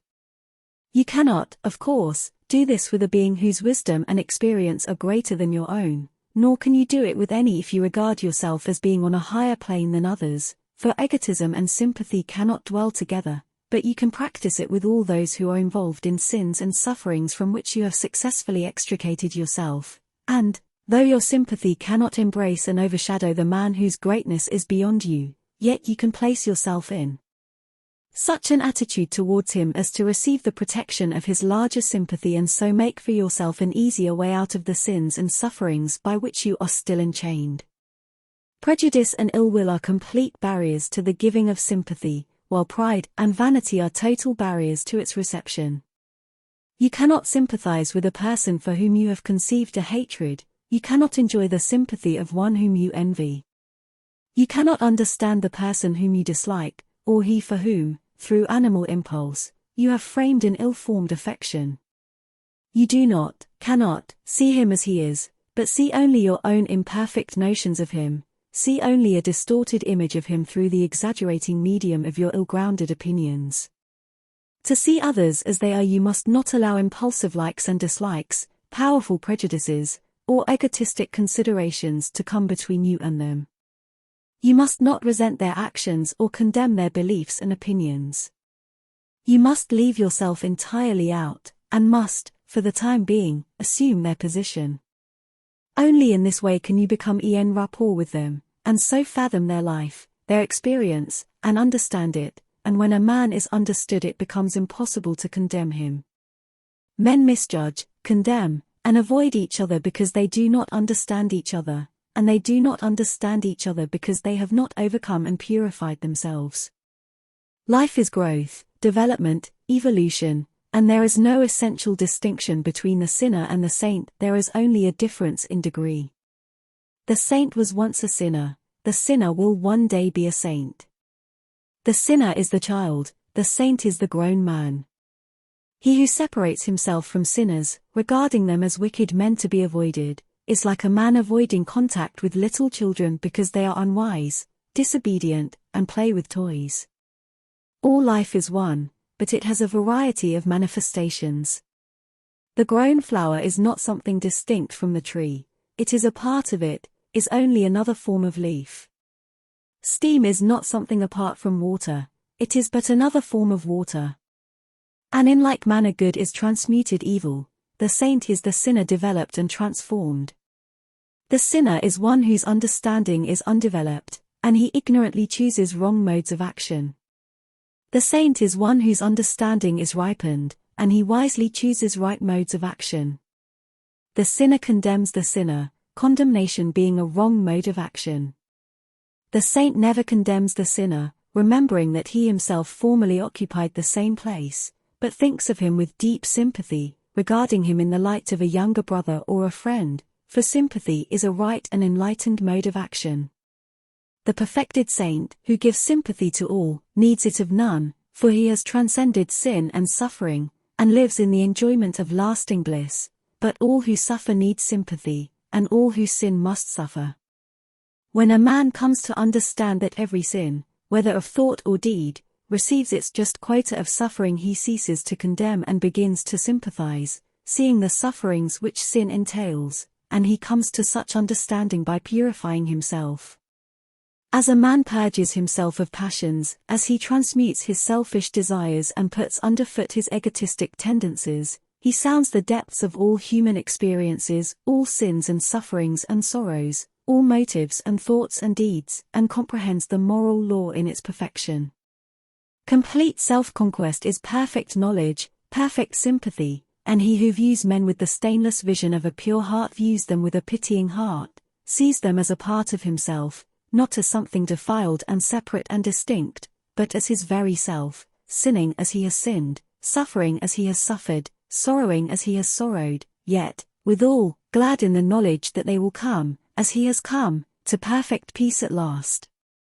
The truly good and wise man cannot be a passionate partisan, but extends his sympathy to all, seeing no evil in others to be condemned and resisted, but seeing the sin which is pleasant to the sinner, and the after-sorrow and pain which the sinner does not see, and, when it overtakes him, does not understand. A man's sympathy extends just so far as his wisdom reaches, and no further, and a man only grows wiser as he grows tenderer and more compassionate. To narrow one's sympathy is to narrow one's heart, and so to darken and embitter one's life. To extend and broaden one's sympathy is to enlighten and gladden one's life and to make plainer to others the way of light and gladness. To sympathize with another is to receive his being into our own, to become one with him, for unselfish love indissolubly unites, and he whose sympathy reaches out to and embraces all humankind and all living creatures has realized his identity and oneness with all, and comprehends the universal love and law and wisdom. Man is shut out from heaven and peace and truth only in so far as he shuts out others from his sympathy. Where his sympathy ends, his darkness and torment and turmoils begin, for to shut others out from our love is to shut ourselves out from the blessedness of love, and to become cramped in the dark prison of self. Whoever walks a furlong without sympathy walks to his own funeral dressed in a shroud. Only when one's sympathy is unlimited is the eternal light of truth revealed, only in the love that knows no restriction is the boundless bliss enjoyed. Sympathy is bliss, in it is revealed the highest, purest blessedness. It is divine, for in its reciprocal light all thought of self is lost, and there remains only the pure joy of oneness with others, the ineffable communion of spiritual identity. Where a man ceases to sympathize, he ceases to live, ceases to see and realize and know.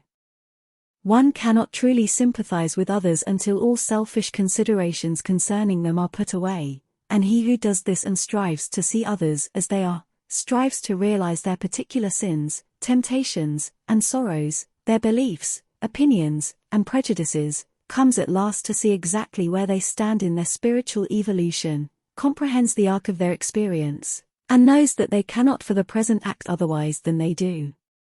He sees that their thoughts and acts are prompted by the extent of their knowledge, or their lack of knowledge, and that if they act blindly and foolishly it is because their knowledge and experience are immature, and they can only come to act more wisely by gradual growth into more enlightened states of mind.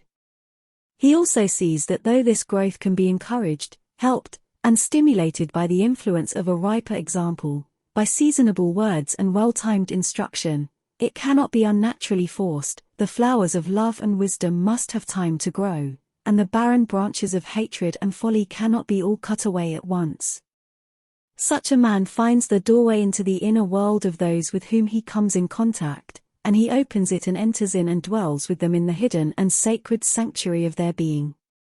And he finds nothing to hate, nothing to revile, nothing to condemn in that sacred place, but something to love and tend, and, in his own heart, room only for greater pity, greater patience, greater love. He sees that he is one with them, that they are but another aspect of himself, that their natures are not different from his own, except in modification and degree, but are identical with it. If they are acting out certain sinful tendencies, he has but to look within to find the same tendencies in himself, albeit, perhaps, restrained or purified. If they are manifesting certain holy and divine qualities, he finds the same pure spirit within himself, though, perhaps, in a lesser degree of power and development. One touch of nature makes the whole world kin. The sin of one is the sin of all, the virtue of one is the virtue of all. No man can be separate from another. There is no difference of nature but only difference of condition. If a man thinks he is separated from another by virtue of his superior holiness, he is not so separated, and his darkness and delusion are very great. Humanity is one, and in the holy sanctuary of sympathy saint and sinner meet and unite. It is said of Jesus that he took upon himself the sins of the whole world, that is, he identified himself with those sins, and did not regard himself as essentially separate from sinners but as being of a like nature with them, and his realization of his oneness with all men was manifested in his life as profound sympathy with those who, for their deep sins, were avoided and cast off by others. And who is it that is in the greatest need of sympathy? Not the saint, not the enlightened seer, not the perfect man. It is the sinner, the unenlightened man, the imperfect one, and the greater the sin the greater is the need. I came not to call the righteous but sinners to repentance is the statement of one who comprehended all human needs. The righteous man does not need your sympathy, but the unrighteous, he who, by his wrongdoing, is laying up for himself long periods of suffering and woe is in need of it. The flagrantly unrighteous man is condemned, despised, and avoided by those who are living in a similar condition to himself, though for the time being, they may not be subject to his particular form of sin, for that withholding of sympathy and that mutual condemnation which are so rife is the commonest manifestation of that lack of understanding in which all sin takes its rise. While a man is involved in sin, he will condemn others who are likewise involved, and the deeper and greater his sin, the more severe will be his condemnation of others. It is only when a man begins to sorrow for his sin, and so to rise above it into the clearer light of purity and understanding, that he ceases from condemning others and learns to sympathize with them. But this ceaseless condemnation of each other by those who are involved in the fierce play of the passions must needs be, for it, one of the modes of operation of the great law which universally and eternally obtains, and the unrighteous one who falls under the condemnation of his fellows will the more rapidly reach a higher and nobler condition of heart and life if he humbly accepts the censure of others as the effect of his own sin, and resolves henceforward to refrain from all condemnation of others. The truly good and wise man condemns none. Having put away all blind passion and selfishness, he lives in the calm regions of love and peace, and understands all modes of sin, with their consequent sufferings and sorrows. Enlightened and awakened, freed from all selfish bias, and seeing men as they are, his heart responds in holy sympathy with all. Should any condemn, abuse, or slander him, he throws around them the kindly protection of his sympathy, seeing the ignorance which prompts them so to act. and knowing that they alone will suffer for their wrong acts. Learn, by self-conquest and the acquisition of wisdom, to love him whom you now condemn, to sympathize with those who condemn you. Turn your eyes away from their condemnation and search your own heart, to find, perchance, some hard, unkind, or wrong thoughts which, when discovered and understood, you will condemn yourself. Much that is commonly called sympathy is personal affection.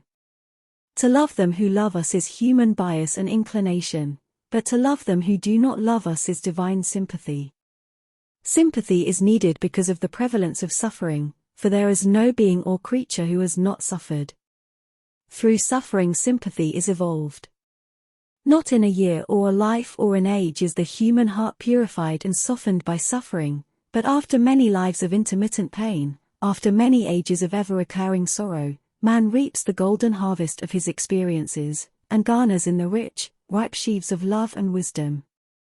And then he understands, and understanding, he sympathizes.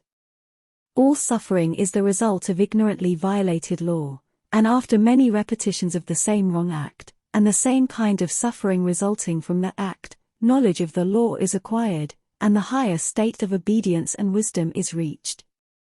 Then there blossoms the pure and perfect flower of sympathy. One aspect of sympathy is that of pity for the distressed or pain-stricken, with a desire to alleviate or help them bear their sufferings. The world needs more of this divine quality. For pity makes the world soft to the weak, and noble for the strong. But it can only be developed by eradicating all hardness and unkindness, all accusation and resentment. He who, when he sees another suffering for his sin, hardens his heart and thinks or says, "It serves him right," such a one cannot exercise pity nor apply its healing balm. Every time a man acts cruelly towards another, be it only a dumb creature, or refuses to bestow needed sympathy, he dwarfs himself, deprives himself of ineffable blessedness, and prepares himself for suffering. Another form of sympathy is that of rejoicing with those who are more successful than ourselves, as though their success were our own. Blessed indeed is he who is free from all envy and malice, and can rejoice and be glad when he hears of the good fortune of those who regard him as an enemy. The protecting of creatures weaker and more indefensible than oneself is another form in which this divine sympathy is manifested. The helpless frailty of the dumb creation calls for the exercise of the deepest sympathy. The glory of superior strength resides in its power to shield, not to destroy. Not by the callous of destruction of weaker things is life truly lived, but by their preservation. All life is linked and kin. And the lowest creature is not separated from the highest but by greater weakness, by lesser intelligence. When we pity and protect, we reveal and enlarge the divine life and joy within ourselves. When we thoughtlessly or callously inflict suffering or destroy, then our divine life becomes obscured, and its joy fades and dies. Bodies may feed bodies, and passions passions, but man's divine nature is only nurtured, sustained, and developed by kindness, love, sympathy, and all pure and unselfish acts. By bestowing sympathy on others we increase our own. Sympathy given can never be wasted. Even the meanest creature will respond to its heavenly touch, for it is the universal language which all creatures understand. I have recently heard a true story of a Dartmoor convict whose terms of incarceration in various convict stations extended to over 40 years. As a criminal he was considered one of the most callous and hopelessly abandoned, and the warders found him almost intractable. But one day he caught a mouse, a weak, terrified, hunted thing like himself, and its helpless frailty, and the similarity of its condition with his own, appealed to him, and started into flame the divine spark of sympathy which smouldered in his crime-hardened heart, and which no human touch had ever wakened into life. He kept the mouse in an old boot in his cell, fed, tended, and loved it, and in his love for the weak and helpless he forgot and lost his hatred for the strong. His heart and his hand were no longer against his fellows. He became tractable and obedient to the uttermost. The warders could not understand his change, it seemed to them little short of miraculous that this most hardened of all criminals should suddenly be transformed into the likeness of a gentle, obedient child. Even the expression of his features altered remarkably. A pleasing smile began to play around the mouth which had formerly been moved to nothing better than a cruel grin, and the implacable hardness of his eyes disappeared and gave place to a soft, deep, mellow light. The criminal was a criminal no longer. He was saved, converted, clothed, and in his right mind, restored to humaneness and to humanity, and set firmly on the pathway to divinity by pitying and caring for a defenseless creature. All this was made known to the warders shortly afterwards, when, on his discharge, he took the mouse away with him. Thus sympathy bestowed increases its store in our own hearts, and enriches and fructifies our own life. Sympathy given is blessedness received, sympathy withheld is blessedness forfeited.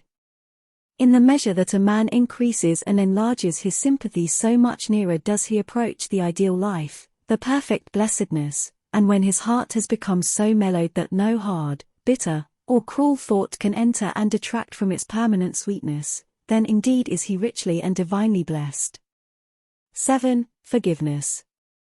If men only understood all the emptiness and acting of the sleeping and the waking, of the souls they judge so blindly, of the hearts they pierce so unkindly, they, with gentler words and feeling, would apply the balm of healing. If they only understood kindness, nobler ever than revenge. Shakespeare.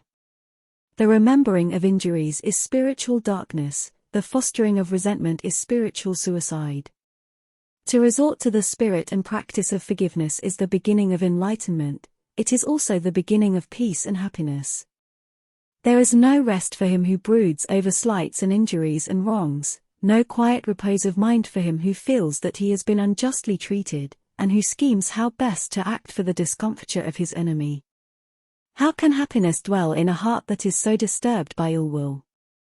Do birds resort to a burning bush wherein to build and sing? Neither can happiness inhabit in that breast that is aflame with burning thoughts of resentment. Nor can wisdom come and dwell where such folly resides. Revenge seems sweet only to the mind that is unacquainted with the spirit of forgiveness, but when the sweetness of forgiveness is tasted, then the extreme bitterness of revenge is known. Revenge seems to lead to happiness to those who are involved in the darkness of passion, but when the violence of passion is abandoned, and the mildness of forgiveness is restored to, then it is seen that revenge leads to suffering. Revenge is a virus which eats into the very vitals of the mind, and poisons the entire spiritual being. Resentment is a mental fever which burns up the wholesome energies of the mind, and taking offense is a form of moral sickness which saps the healthy flow of kindliness and goodwill, and from which men and women should seek to be delivered. The unforgiving and resentful spirit is a source of great suffering and sorrow, and he who harbors and encourages it, who does not overcome and abandon it, forfeits much blessedness, and does not obtain any measure of true enlightenment. To be hard-hearted is to suffer, is to be deprived of light and comfort, to be tender-hearted is to be serenely glad, is to receive light and be well comforted. It will seem strange to many to be told that the hard-hearted and unforgiving suffer most, yet it is profoundly true, for not only do they, by the law of attraction, draw to themselves the revengeful passions in other people, but their hardness of heart itself is a continual source of suffering. Every time a man hardens his heart against a fellow being, he inflicts upon himself 5 kinds of suffering, namely, the suffering of loss of love, the suffering of lost communion and fellowship, the suffering of a troubled and confused mind, the suffering of wounded passion or pride, and the suffering of punishment inflicted by others. Every act of unforgiveness entails upon the door of that act these 5 sufferings, whereas every act of forgiveness brings to the door 5 kinds of blessedness: the blessedness of love, the blessedness of increased communion and fellowship, the blessedness of a calm and peaceful mind, the blessedness of passions stilled and pride overcome, and the blessedness and kindness and goodwill bestowed by others. Numbers of people are today suffering the fiery torments of an unforgiving spirit, and only when they make an effort to overcome that spirit can they know what a cruel and exacting taskmaster they are serving. Only those who have abandoned the service of such a master for that of the nobler master of forgiveness can realize and know how grievous a service is the one, how sweet the other. Let a man contemplate the strife of the world, how individuals and communities, neighbors and nations, live in continual retaliations towards each other. Let him realize the heartaches, the bitter tears, the grievous partings and misunderstandings, yea, even the bloodshed and woe which spring from that strife, and, thus realizing, he will never again yield to ignoble thoughts of resentment, never again take offense at the actions of others, never again live in unforgiveness towards any being. Have goodwill to all that lives, letting unkindness die, and greed and wrath, so that your lives be made like soft airs passing by. When a man abandons retaliation for forgiveness, he passes from darkness to light. So dark and ignorant is unforgiveness that no being who is at all wise or enlightened could descend to it, but its darkness is not understood and known until it is left behind, and the better and nobler course of conduct is sought and practiced.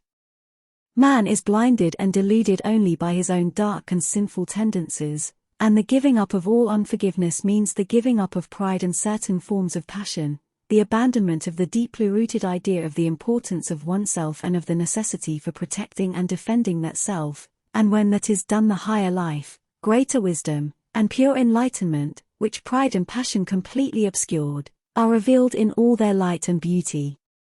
Then there are petty offenses, little spites and passing slights, which, while of a less serious nature than deep-seated hatreds and revenges, dwarf the character and cramp the soul.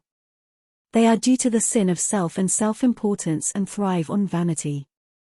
Whosoever is blinded and deluded by vanity will continually see something in the actions and the attitudes of others towards him at which to take offense, and the more there is of vanity, the more greatly will the imaginary slight or wrong be exaggerated. Moreover, to live in the frequent indulgence of petty resentments increase the spirit of hatred, and leads gradually downward to greater darkness, suffering, and self-delusion.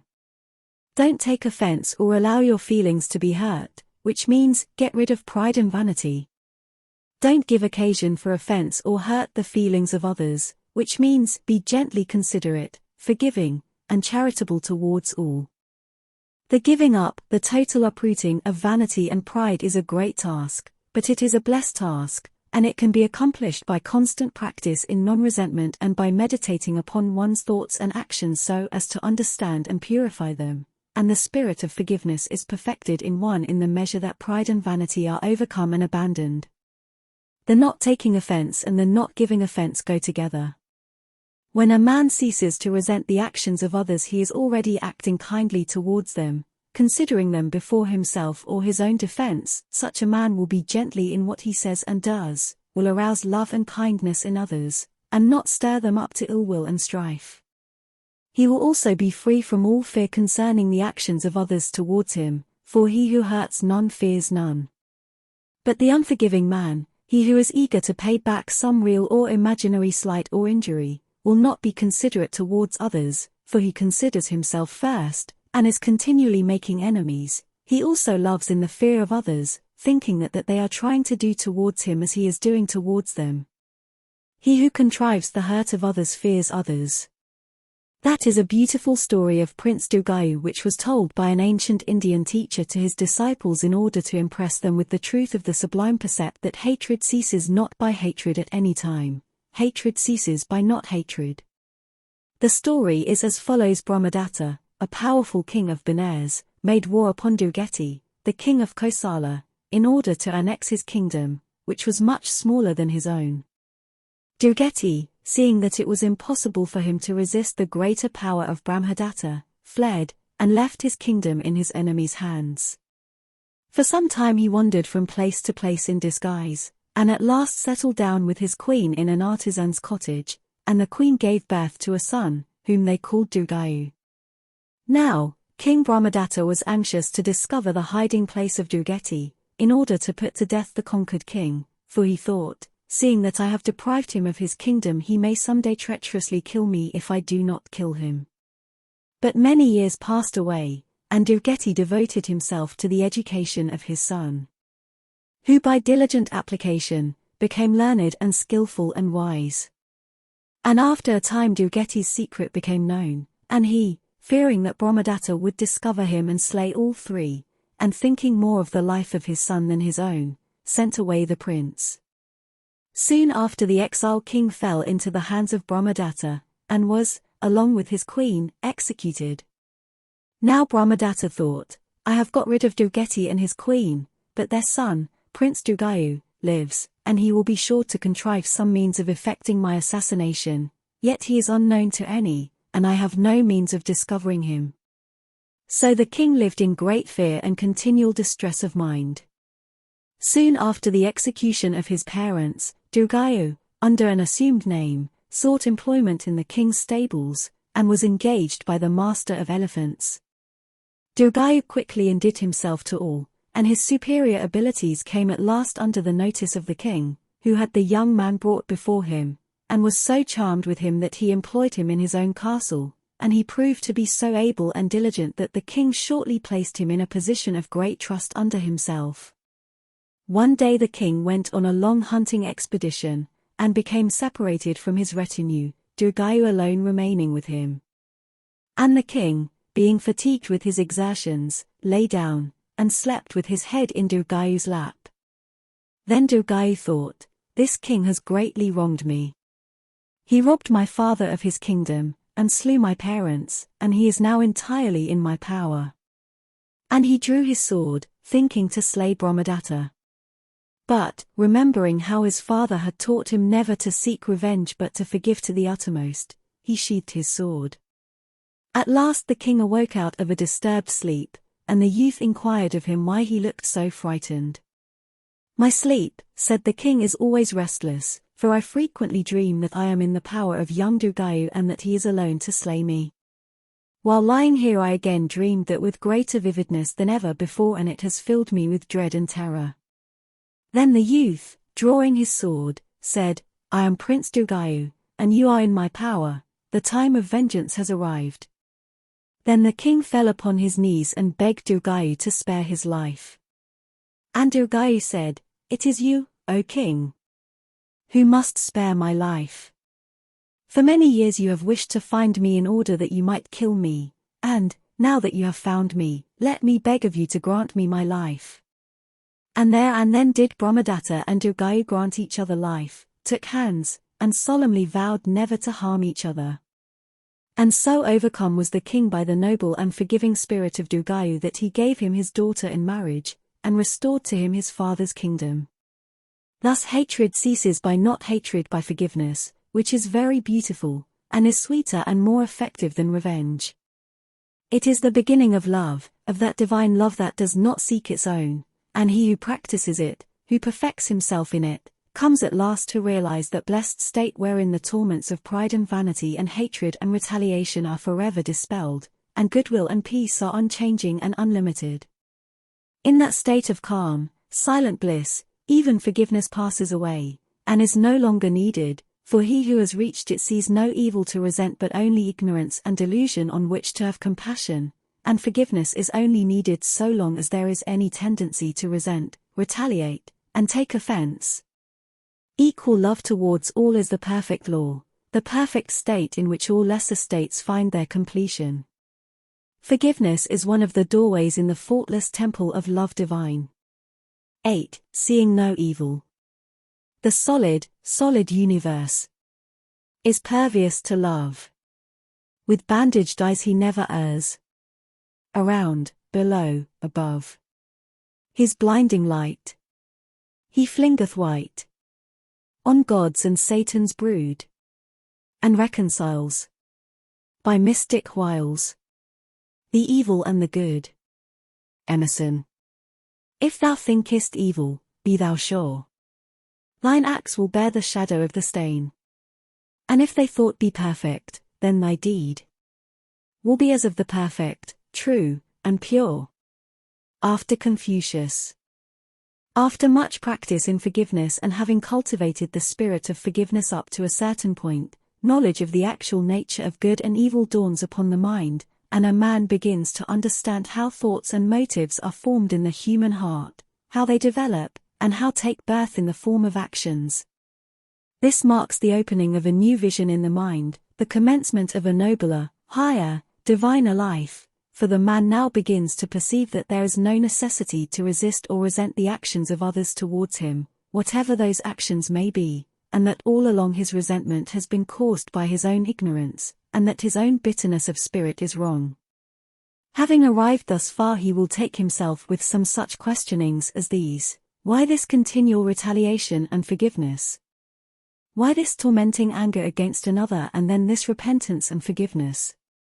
Is not forgiveness the taking back of one's anger, the giving up of one's resentment? And if anger and resentment are good and necessary, why repent of them and give them up? If it is so beautiful, so sweet, so peaceful to get rid of all feelings of bitterness and to utterly and wholly forgive, would it not be still more beautiful and sweet and peaceful never to grow bitter at all, never to know anger, never to resent as evil the action of another, but always to live in the experience of that pure, calm, blissful love which is known when an act of forgiveness is done, and all unruly passion towards another is put away? If another has done me wrong, is not my hatred towards him wrong, and can one wrong right another? Moreover, has he by his wrong really injured me, or has he injured himself? Am I not injured by my own wrong rather than by his? Why, then, do I grow angry? Why do I resent, retaliate, and engage in bitter thoughts? Is it not because my pride is piqued, or my vanity wounded, or my selfishness thwarted? Is not because my blind animal passions are roused and allowed to subdue my better nature? Seeing that I am hurt by another person's attitude towards me because of my own pride or vanity or ungoverned and unpurified passions, would it not be better to look to the wrong in myself rather than the wrong in another, to get rid of pride and vanity and passion, and so avoid being hurt at all? By such self-questionings and their elucidation in the light of mild thoughts and dispassionate conduct, a man, gradually overcoming passion and rising out of the ignorance which gave rise to passion, will at last reach that blessed state in which he will cease to see evil in others, and will dwell in universal goodwill and love and peace. Not that he will cease to see ignorance and folly, not that he will cease to see suffering and sorrow and misery, not that he will cease to distinguish between acts that are pure and impure, right and wrong, for, having put away passion and prejudice, he will see these things in the full, clear light of knowledge, and exactly as they are. But he will cease to see anything, any evil power in another which can do him injury, which he must violently oppose and strive to crush, and against which he must guard himself. Having arrived at right understanding of evil by purging it away from his own heart, he sees that it is a thing that does not call for hatred and fear and resentment but for consideration, compassion, and love. Shakespeare, through one of his characters, says, "There is no darkness but ignorance. All evil is ignorance, is dense darkness of mind, and the removal of sin from one's mind is a coming out of darkness into spiritual light." Evil is the negation of good, just as darkness is the negation, or absence of light, and what is there in a negation to arouse anger or resentment? When night settles down upon the world, who is so foolish as to rail at the darkness? The enlightened man, likewise, does not accuse or condemn the spiritual darkness in men's hearts which is manifested in the form of sin, though by gentle reproof he may sometimes point out where the light lies. Now the ignorance to which I refer as evil, or as the source of evil, is twofold. There is wrongdoing which is committed without any knowledge of good and evil, and where there is no choice, this is unconscious wrongdoing. Then there is wrongdoing which is done in the knowledge that it ought not to be done, this is conscious wrongdoing, but both unconscious and conscious wrongdoing arise in ignorance, that is, ignorance of the real nature and painful consequences of the wrongdoing. Why does a man continue to do certain things which he feels he ought not to do? If he knows that what he is doing is wrong, where lies the ignorance? He continues to do those things because his knowledge of them is incomplete. He only knows he ought not to do them by certain precepts without and qualms of conscience within, but he does not fully and completely understand what he is doing. He knows that certain acts bring him immediate pleasure, and so, in spite of the troubled conscience which follows that pleasure, he continues to commit them. He is convinced that the pleasure is good and desirable, and therefore to be enjoyed. He does not know that pleasure and pain are one, but thinks he can have the one without the other. He has no knowledge of the law which governs human actions, and never thinks of associating his sufferings with his own wrongdoing, but believes that they are caused by the wrongdoing of others or are the mysterious dispensations of providence, and therefore not to be inquired into or understood. He is seeking happiness, and does those things which he believes will bring him most enjoyment, but he acts in entire ignorance of the hidden and inevitable consequences which attach to his actions. Said a man to me once who was the victim of a bad habit, "I know the habit is a bad one, and that it does me more harm than good." I said, "If you know that what you are doing is bad and harmful, why do you continue to do it?" And he replied, "Because it is pleasant, and I like it." This man, of course, did not really know that his habit was bad.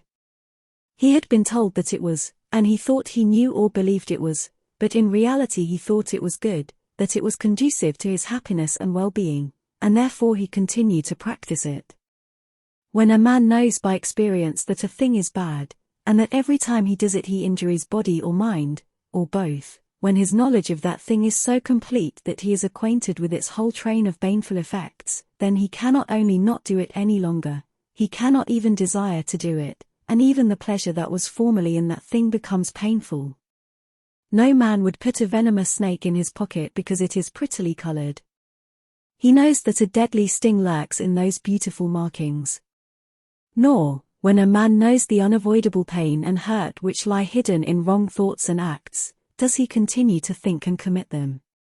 Even the immediate pleasure which formerly he greedily sought has gone from them, their surface attractiveness has vanished, he is no longer ignorant concerning their true nature, he sees them as they are. I knew a young man who was in business, and although a member of a church, and occupying the position of voluntary religious instructor, he told me that it was absolutely necessary to practice lying and deception in business, otherwise sure and certain ruin would follow. He said he knew lying was wrong, but while he remained in business he must continue to do it.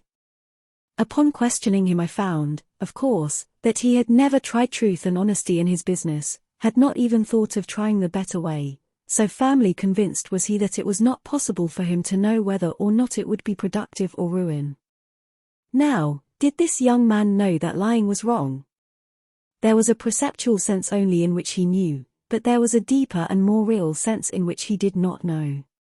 He had been taught to regard lying as wrong, and his conscience bore out that teaching, but he believed that it brought to him profit, prosperity and happiness, and that honesty would bring him loss, poverty, and misery. In a word, he regarded lying, deep in his heart, as the right thing to do, and honesty as the wrong practice. He had no knowledge whatever of the real nature of the act of lying, how it is, on the instant of its committal, loss of character, loss of self-respect, loss of power, usefulness, and influence, and loss of blessedness, and how it unerringly leads to loss of reputation and loss of material profit and prosperity. Only when such a man begins to consider happiness of others, prefers to embrace the loss which he fears rather than clutch at the gain which he desires, will he obtain that real knowledge which lofty moral conduct alone can reveal, and then, experiencing the greater blessedness, he will see how, all along, he has been deceiving and defrauding himself rather than others, has been living in darkest ignorance and self-delusion. These two common instances of wrongdoing will serve to illustrate and make plainer, to those of my readers who, while searching for truth, are as yet doubtful, uncertain, and confused, the deep truth that all sin, all evil, is a condition of ignorance and therefore to be dealt with in a loving and not a hateful spirit. And as with bad habits and lying, so with all sin, with lust, hatred, malice, envy, pride, vanity, self-indulgence, and selfishness in all its forms, it is a state of spiritual darkness, the absence of the light of truth in the heart, the negation of knowledge.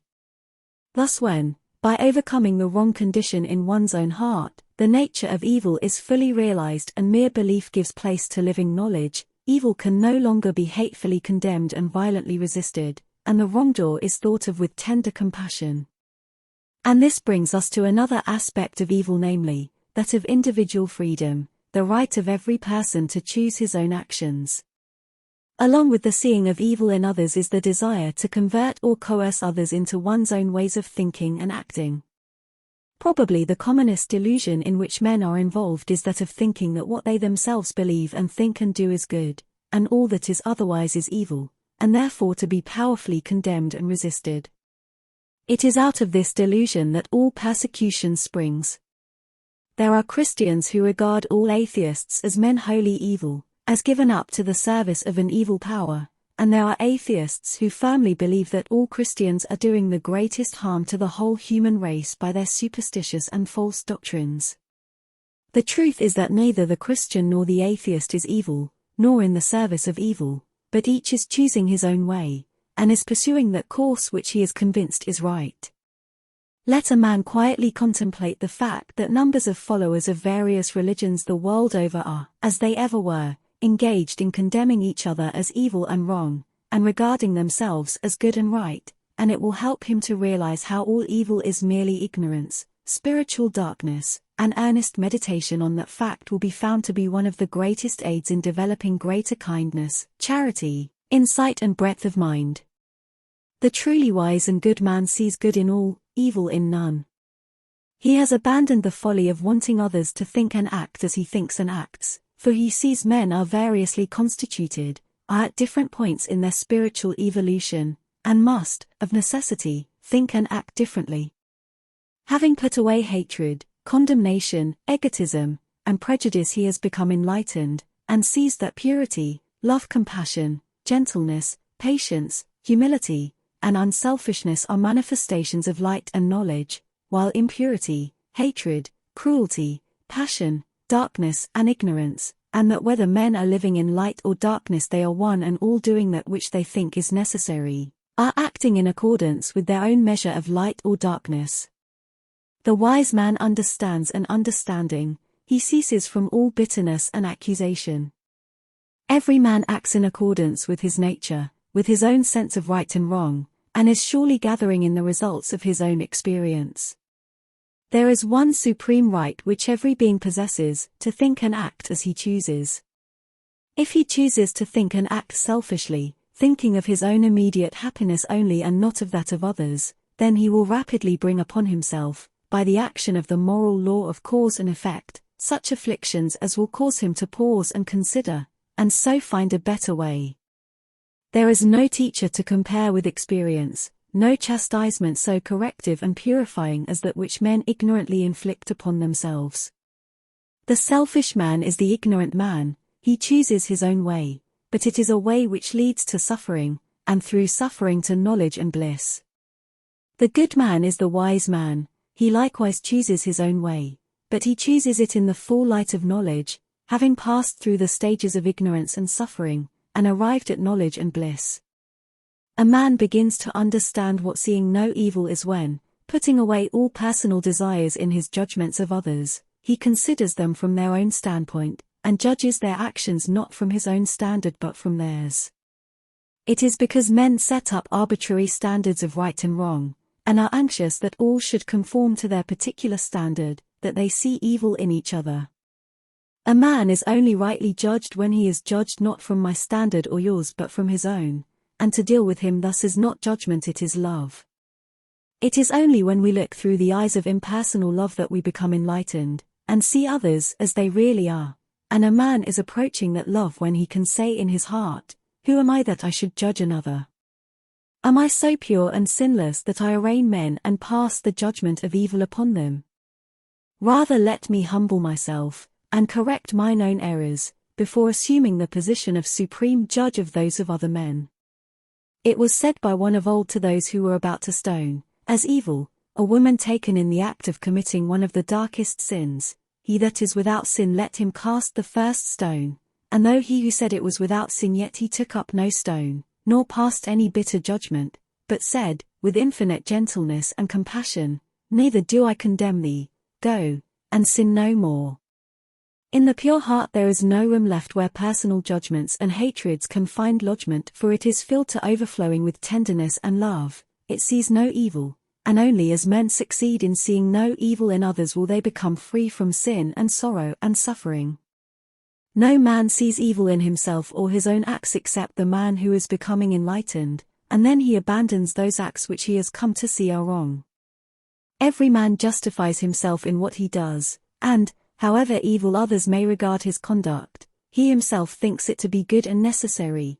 If he did not, he would not, could not do it.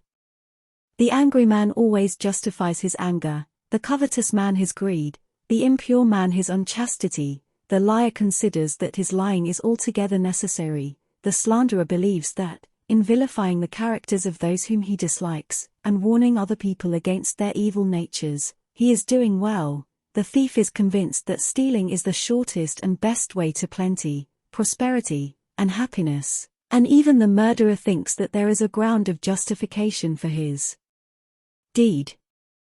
Every man's deeds are in accordance with the measure of his own light or darkness, and no man can live higher than he is or act beyond the limits of his knowledge.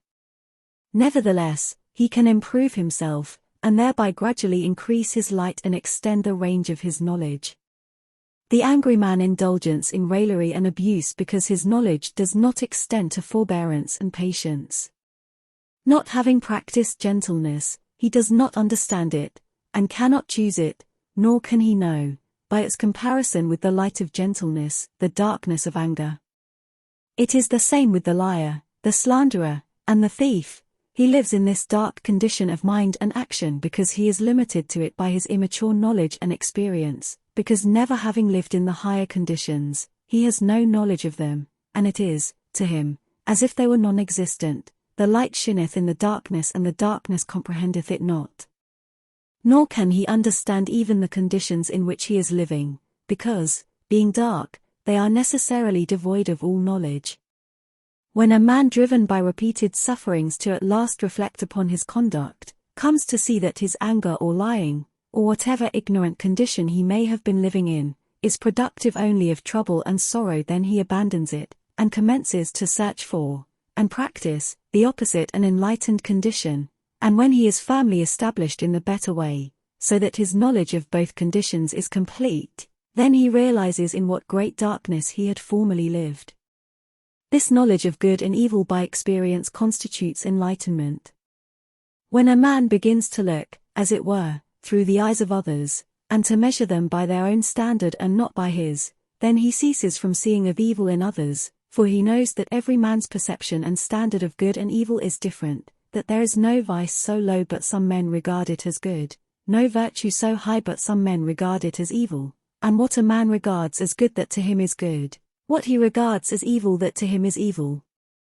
Nor will the purified man, who has ceased to see evil in others, have any desire to win men to his own ways or opinions, but will rather help them in their own particular groove, knowing that an enlarged experience only, and not merely change of opinion, can lead to higher knowledge and greater blessedness. It will be found that men see evil in those who differ from them, good in those who agree with them.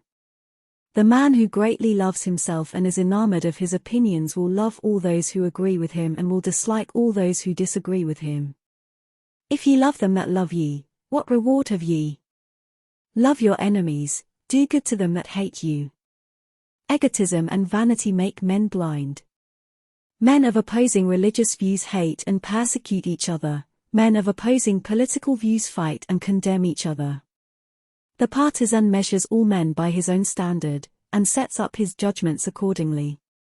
So convinced is he that he is right and others wrong that he at last persuades himself that to inflict cruelty on others is both good and necessary in order to coerce them into his way of thinking and acting, and so bring them to the right, his right, against their own reason and will.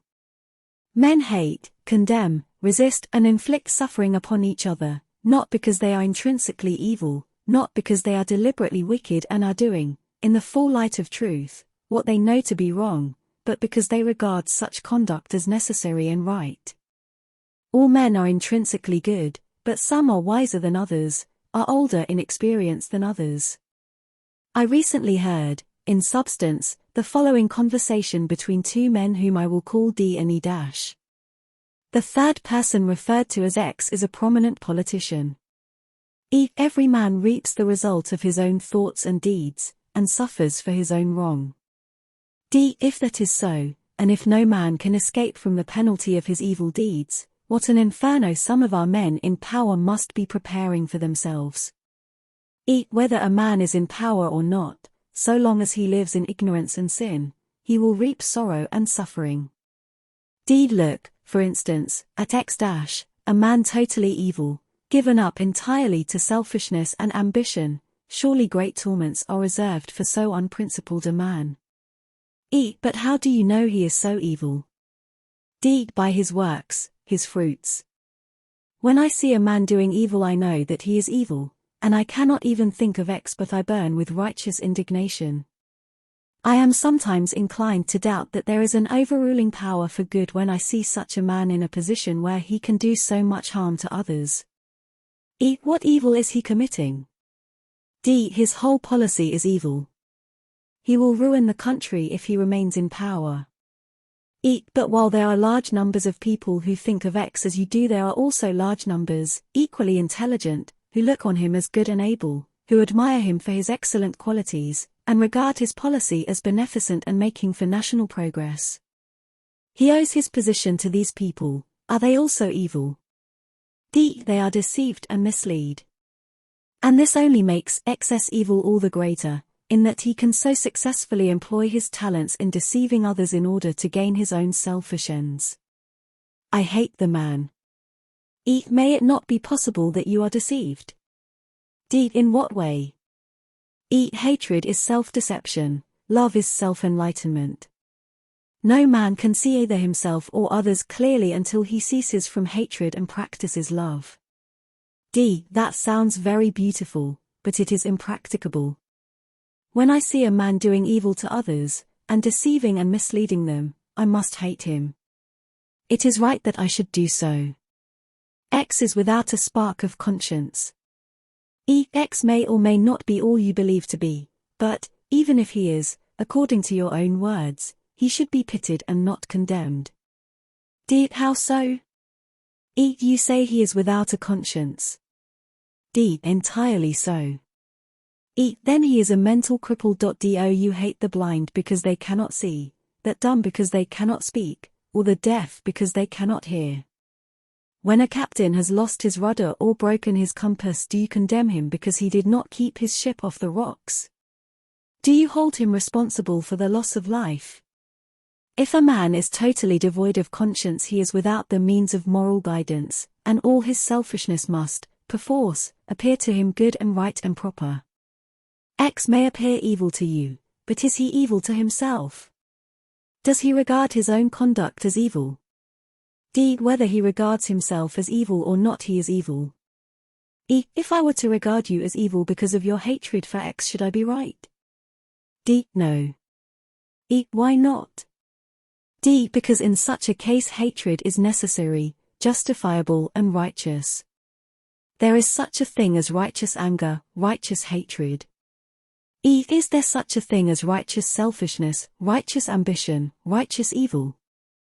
I should be quite wrong in regarding you as evil, because you are doing what you are convinced is right, because you regard your hatred for X as part of your duty as a man and a citizen. Nevertheless, there is a better way than that of hatred, and it is the knowledge of this better way that prevents me from hating X as you do, because however wrong his conduct might appear to me, it is not wrong to him nor to his supporters. Moreover, all men reap as they sow. What, then, is that better way? It is the way of love, the ceasing to regard others as evil. It is a blessed and peaceful state of heart. Do you mean that there is a state which a man can reach wherein he will grow angry when he sees people doing evil? No, I do not mean that, for while a man regards others as evil he will continue to grow angry with them, but I mean that a man can reach a state of calm insight and spotless love wherein he sees no evil to grow angry with, wherein he understands the various natures of men, how they are prompted to act, and how they reap, as the harvest of their own thoughts and deeds, the tares of sufferings and the corn of bliss. To reach that state is to regard all men with compassion and love. The state that you picture is a very high one. It is, no doubt, a very holy and beautiful one, but it is a state that I should be sorry to reach, and I should pray to be preserved from a state of mind where I could not hate a man like X with an intense hatred. Thus by this conversation it will be seen that D regarded his hatred as good. Even so all men regard that which they do as necessary to be done. The things which men habitually practice, those things they believe in. When faith in a thing holy ceases, it ceases to be practiced. D's individual liberty is equal to that of other men, and he has a right to hate another if he so wishes, nor will he abandon his hatred until he discovers, by the sorrow and unrest which it entails, how wrong and foolish and blind it is, and how, by its practice, he is injuring himself. A great teacher was once asked by one of his disciples to explain the distinction between good and evil, and holding his hand with the fingers pointing downward, he said, "Where is my hand pointing?" And the disciple replied, "It is pointing downward." Then, turning his hand upward, the teacher asked, "Where now is my hand pointing?" And the disciple answered, "It is pointing upward." "That," said the teacher, "is the distinction between evil and good." By this simple illustration he indicated that evil is merely wrongly directed energy, and good rightly directed energy, and that the so-called evil man becomes good by reversing his conduct. To understand the true nature of evil by living in the good is to cease to see other men as evil. Blessed is he who, turning from the evil in others, exerts himself in the purification of his own heart. He shall one day become of too pure eyes to behold evil. Knowing the nature of evil, what does it behove a man to do? It behoves him to live only in that which is good. Therefore if a man condemn me, I will not condemn him in return.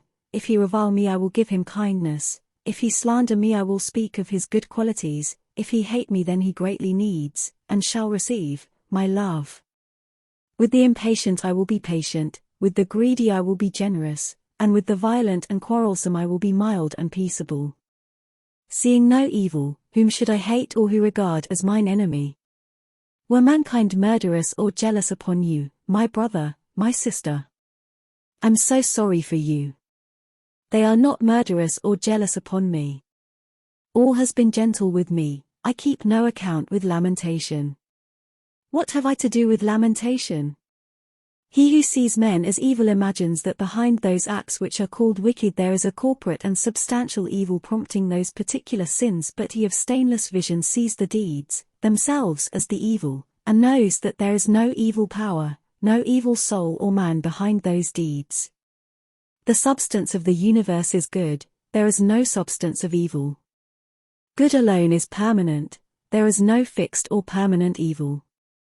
As brothers and sisters, born of the same parents and being of one household, love each other through all vicissitudes, see no evil in each other, but overlook all errors, and cling together in the strong bonds of affection. Even so the good man sees humanity as one spiritual family, born of the same father-mother, being of the same essence and making for the same goal, and he regards all men and women as his brothers and sisters, makes no divisions and distinctions, sees none as evil, but is at peace with all. Happy is he who attains to this blessed state. 9. Abiding joy. Who carry music in their heart, through dusky elm and wrangling mart, plying their daily toil with busier feet, because their secret souls are holier repeat. Serene will be our days and bright, and happy will our nature be, when love is an unerring light, and joy its own security. Wordsworth. Abiding joy. Is there such a thing? Where is it? Who possesses it? Yeah, there is such a thing. It is where there is no sin. It is possessed by the pure-hearted. As darkness is a passing shadow, and light is substance that remains, so sorrow is fleeting, but joy abides forever. No true thing can pass away and become lost, no false thing can remain and be preserved. Sorrow is false, and it cannot live, joy is true, and it cannot die. Joy may become hidden for a time, but it can always be recovered. Sorrow may remain for a period, but it can be transcended and dispersed. Do not think your sorrow will remain, it will pass away like a cloud. Do not believe that the torments of sin are ever your portion, they will vanish like a hideous nightmare. Awake! Arise! Be holy and joyful. You are the creator of your own shadows, you desire and then you grieve, renounce and then you all rejoice. You are not the impotent slave of sorrow, the never-ending gladness awaits your homecoming. You are not the helpless prisoner of the darkness and dreams of sin, even now the beautiful light of holiness shines upon your sleeping lids, ready to greet your awakening vision. In the heavy, troubled sleep of sin and self the abiding joy is lost and forgotten, its undying music is no more heard, and the fragrance of its fateless flowers no longer cheers the heart of the wayfarer. But when sin and self are abandoned, when the clinging to things for personal pleasure is put away, then the shadows of grief disappear, and the heart is restored to its imperishable joy. Joy comes and fills the self-emptied heart, it abides with the peaceful, its reign is with the pure. Joy flees from the selfish, it deserts the quarrelsome, it is hidden from the impure. Joy is as an angel so beautiful and delicate and chaste that she can only dwell with holiness. She cannot remain with selfishness, she is wedded to love. Every man is truly happy in so far as he is unselfish, he is miserable in so far as he is selfish. All truly good men, and by good men I mean those who have fought victoriously the battle against self, are men of joy. How great is the jubilation of the saint! No true teacher promises sorrow as the ultimate of life, he promises joy. He points to sorrow, but only as a process which sin has rendered necessary. Where self ends, grief passes away. Joy is the companion of righteousness. In the divine life, tender compassion fills the place where weeping sorrow Saturday. During the process of becoming unselfish there are periods of deep sorrow. Purification is necessarily severe.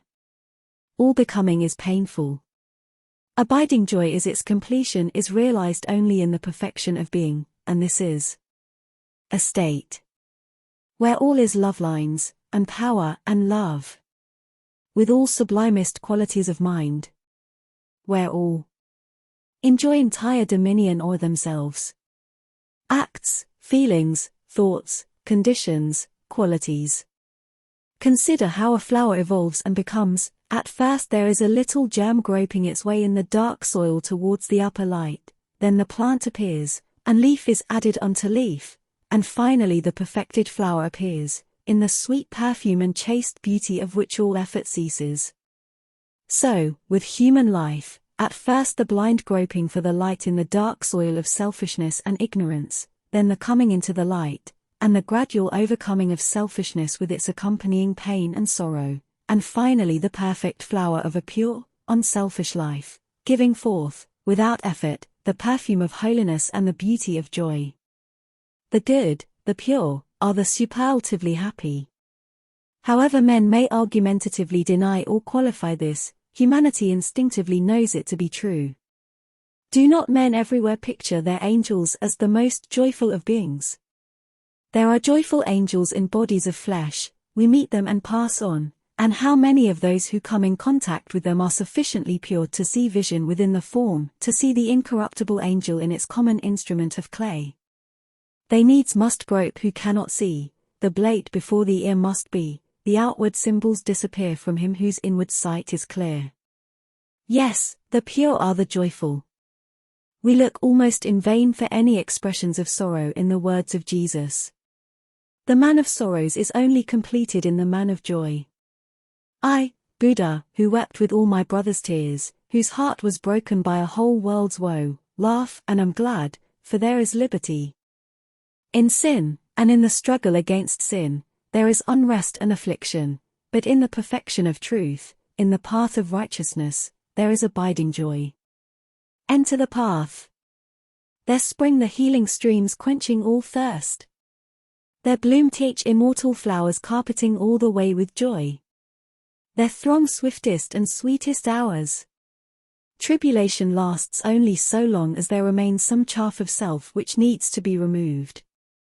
The tribulum, or threshing machine, ceases to work when all the grain is separated from chaff, and when the last impurities are blown away from the soul, tribulation has completed its work, and there is no more need for it, then abiding joy is realized. All the saints and prophets and saviors of the race have proclaimed with rejoicing the gospel or the good news. All men know what good news is: an impending calamity avoided, a disease cured, friends arrived or returned in safety, difficulties overcome, success in some enterprise assured. But what is the good news of the saintly ones? This, that there is peace for the troubled, healing for the afflicted, gladness for the grief-stricken, victory for the sinful, a homecoming for the wanderer, and joy for the sorrowing and broken-hearted.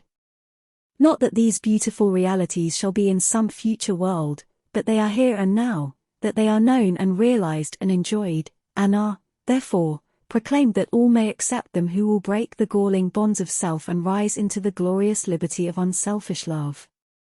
Seek the highest good, and as you find it, as you practice it and realize it, you will taste the deepest, sweetest joy. As you succeed in forgetting your own selfish desires in your thoughtfulness for others, in your care for others, in your service for others, just so far and no further will you find and realize the abiding joy in life. Inside the gateway of unselfishness lies the Elysium of abiding joy, and whosoever will may enter in, whosoever doubts let him come and see. And knowing this, that selfishness leads to misery, unselfishness to joy, not merely for one's self alone, for if this were all, how unworthy could be our endeavors.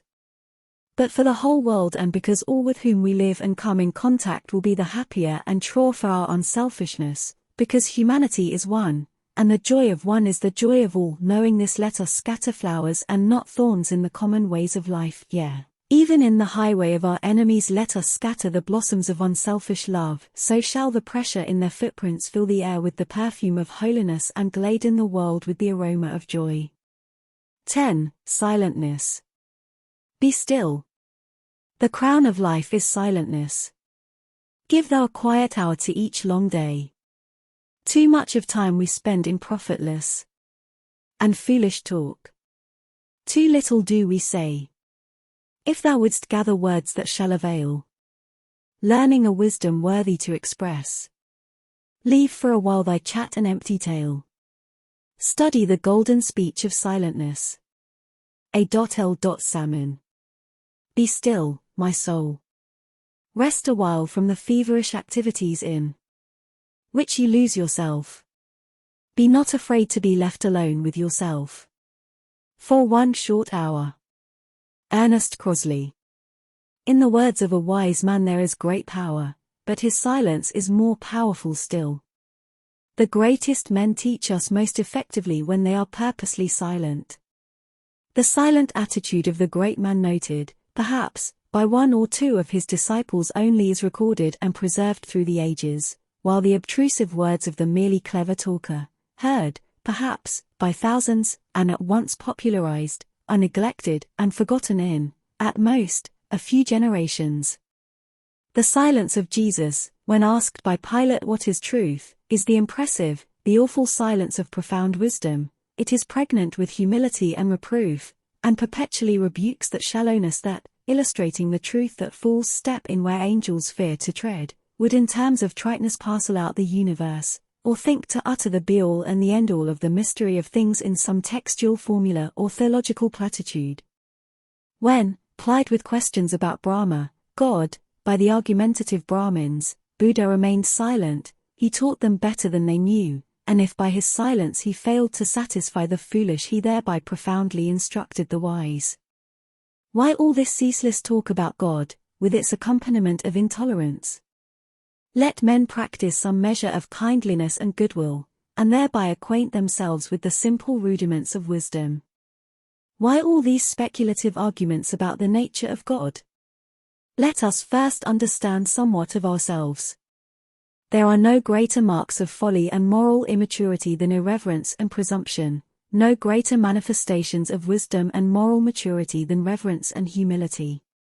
Lao Tzu, in his own life, exemplified his teaching that the wise man teaches without words. Disciples were attracted to him by the power which ever accompanies a wise reserve. Living in comparative obscurity and silence, not courting the ear of men, and never going out to teach, men sought him out and learned of him wisdom. The silent acts of the great ones are beacons to the wise, illuminating their pathway with no uncertain radiance, for he would attain to virtue and wisdom must learn, not only when to speak and what to say, but also when to remain silent and what not to say. The right control of the tongue is the beginning of wisdom, the right control of the mind is the consummation of wisdom. By curbing his tongue a man gains possession of his mind, and to have complete possession of one's mind is to be a master of silence. The fool babbles, gossips, argues, and bandies words. He glories in the fact that he has had the last word and has silenced his opponent. He exults in his own folly, is ever on the defensive, and wastes his energies in unprofitable channels. He is like a gardener who continues to dig and plant in unproductive soil. The wise man avoids idle words, gossip, vain argument, and self-defense. He is content to appear defeated, rejoices when he is defeated, knowing that, having found and removed another error in himself, he has thereby become wiser. Blessed is he who does not strive for the last word.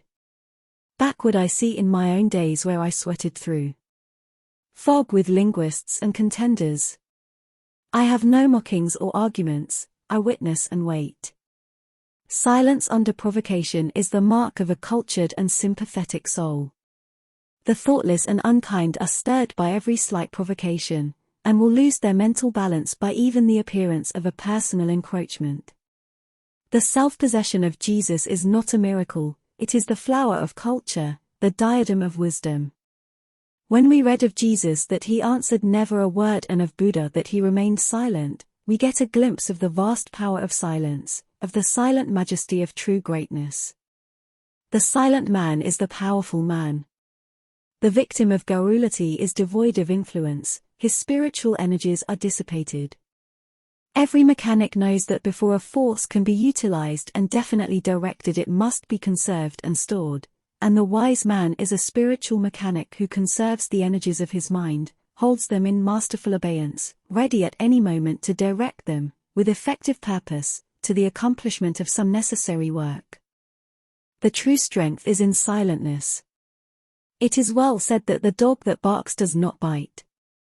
The grim and rarely broken silence of the bulldog is the necessary adjunct to that powerfully concentrated and effectual action for which the animal is known and feared. This, of course, is a lower form of silentness, but the principle is the same. The boaster fails, his mind is diverted from the main purpose, and his energies are frittered away upon self-glorification. His forces are divided between his task and the reward to himself, the greater portion going to feed the lust of reward. He is like an unskillful general who loses the battle through dividing his forces instead of concentrating them upon a point. Or he is like a careless engineer who leaves open the waste valve of his engine and allows the steam to run down. The modest, silent, earnest man succeeds, freed from vanity, and avoiding the dissipation of self-glorification. All his powers are concentrated upon the successful performance of his task. Even while the other man is talking about his powers, he is already about his work, and is so much nearer than the other to its completion. It is a law everywhere and always that energy distributed is subject unto energy conserved. The noisy and boasting Charles will ever be thrown by the quiet and modest Orlando. It is a law universally applicable that quietness is strength. The businessman who succeeds never talks about his plans, methods, and affairs, and should he, turned giddy by success, begin to do this, he will then commence to fail. The man of great moral influence never talks about himself and his spiritual victories, for, should he do so, in that moment his moral power and influence would be gone, and, like Samson, he would be shorn of his strength. Success, worldly or spiritual, is the willing servant of strong, steady, silent, unflinching purpose. The most powerful disintegrating forces make no noise. The greatly overcoming mind works silently. If you would be strong, useful, and self-reliant, learn the value and power of silentness. Do not talk about yourself. The world instinctively knows that the vain talker is weak and empty, and so it leaves him to his own vanity. Do not talk about what you are going to do, but do it, and let your finished work speak for itself. Do not waste your forces in criticizing and disparaging the work of others, but set about to do your own work thoroughly and well. The worst work with earnestness and sweetness behind it is altogether better than barking at others. While you are disparaging the work of others, you are neglecting your own. If others are doing badly, help and instruct them by doing better yourself. Neither abuse others nor account their abuse of any weight. When attacked, remain silent. In this way you will conquer yourself, and will, without the use of words, teach others. But the true silence is not merely a silent tongue, it is a silent mind. To merely hold one's tongue, and yet to carry about a disturbed and rankling mind, is no remedy for weakness and no source of power. Silentness, to be powerful, must envelop the whole mind, must permeate every chamber of the heart, it must be the silence of peace. To this broad, deep, abiding silentness a man attains only in the measure that he conquers himself. While passions, temptations, and sorrows disturb, the holier, profounder depths of silence are yet to be sounded. To smart under the words and actions of others means that you are yet weak, uncontrolled, unpurified. So rid your heart of the disturbing influences of vanity and pride and selfishness, that no petty spite can reach you, no slander or abuse disturb your serene repose. As the storm rages ineffectually against a well-built house, while its occupant sits composed and happy by his fireside within, so no evil without can disturb or harm him who is well fortified with wisdom, self-governed and silent, he remains at peace within. To this great silence the self-conquered man attains. Envy and calumny, and hate and pain, and that unrest which men miscall delight, can touch him not, nor torture him again. There is no commoner error amongst men than that of supposing that nothing can be accomplished without much talking and much noise. The busy, shallow talker regards the quiet thinker or silent doer as a man wasted. He thinks silentness means doing nothing, and that hurrying, bustling, and ceaseless talking means doing much. He also confounds popularity with power. But the thinker and doer is the real and effectual worker.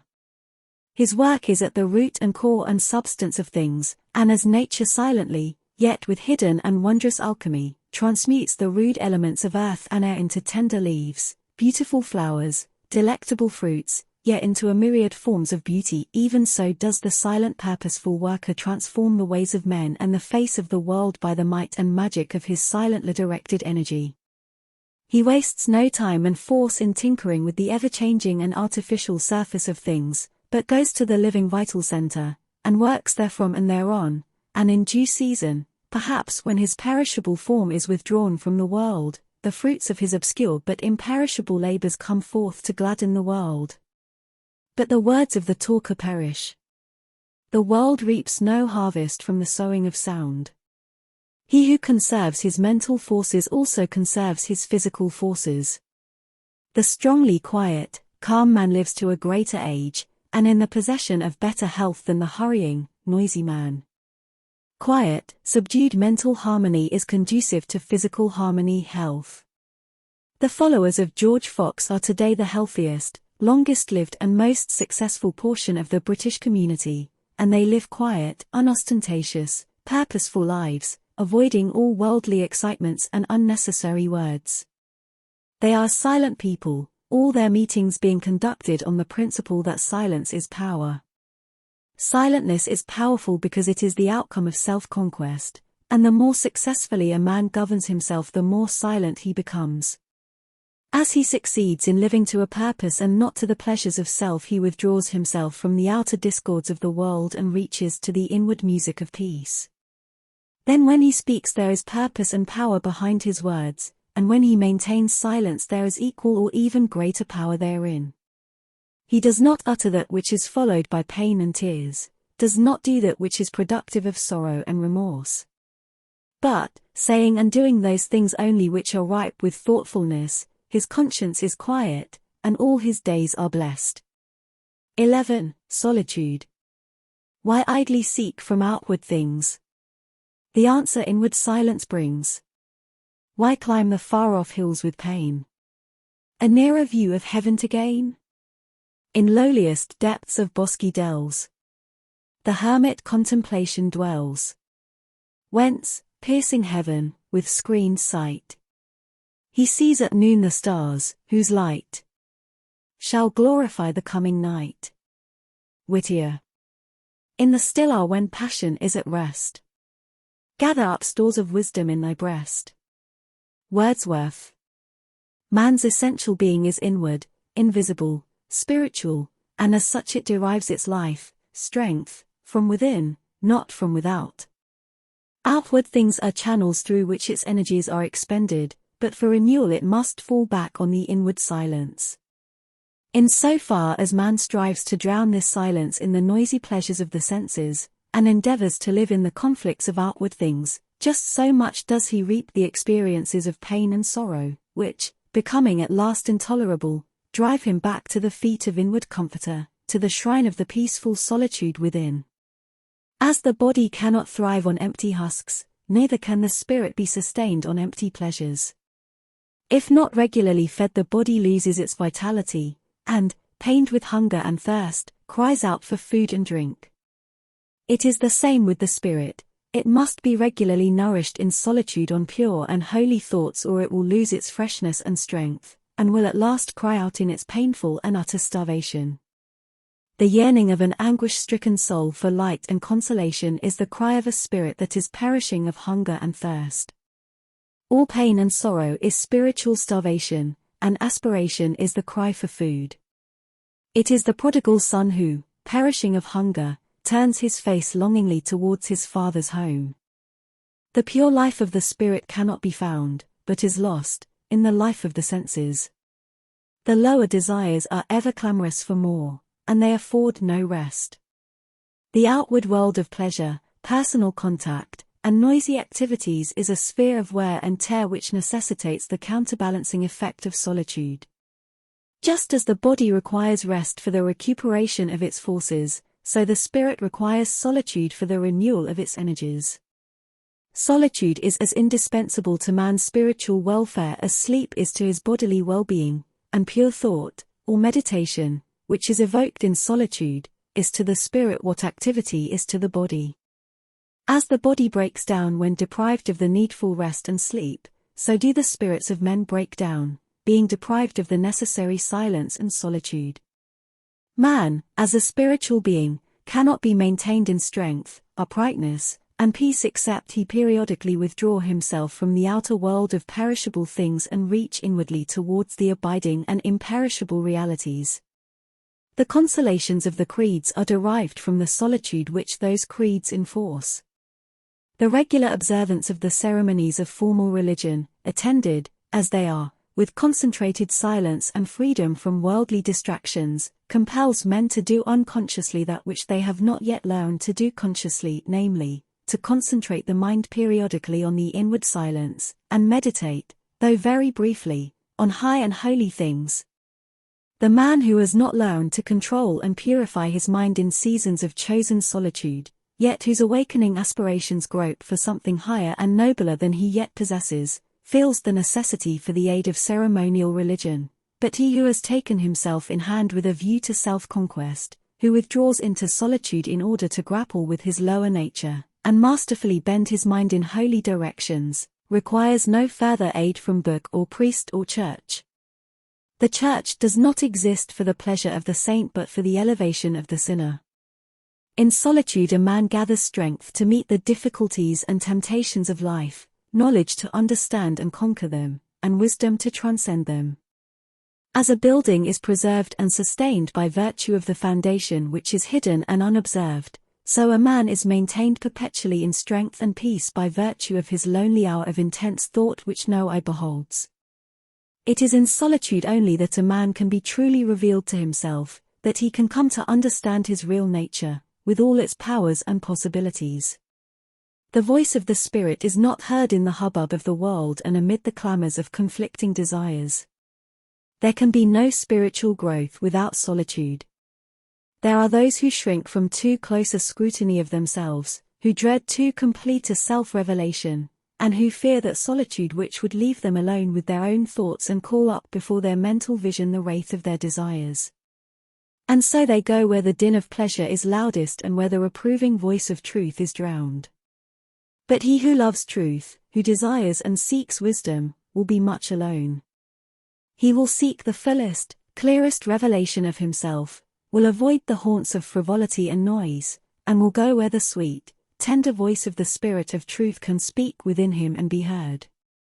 Men go after much company and seek out new excitements, but they are not acquainted with peace. In diverse paths of pleasure they search for happiness, but they do not come to rest. Through diverse ways of laughter and feverish delirium they wander after gladness and life, but their tears are many and grievous, and they do not escape death. Drifting upon the ocean of life in search of selfish indulgences, men are caught in its storms, and only after many tempests and much privation do they fly to the rock of refuge which rests in the deep silence of their own being. While a man is absorbed in outward activities, he is giving out his energies and is becoming spiritually weaker, and in order to retain his moral vigor he must resort to solitary meditation.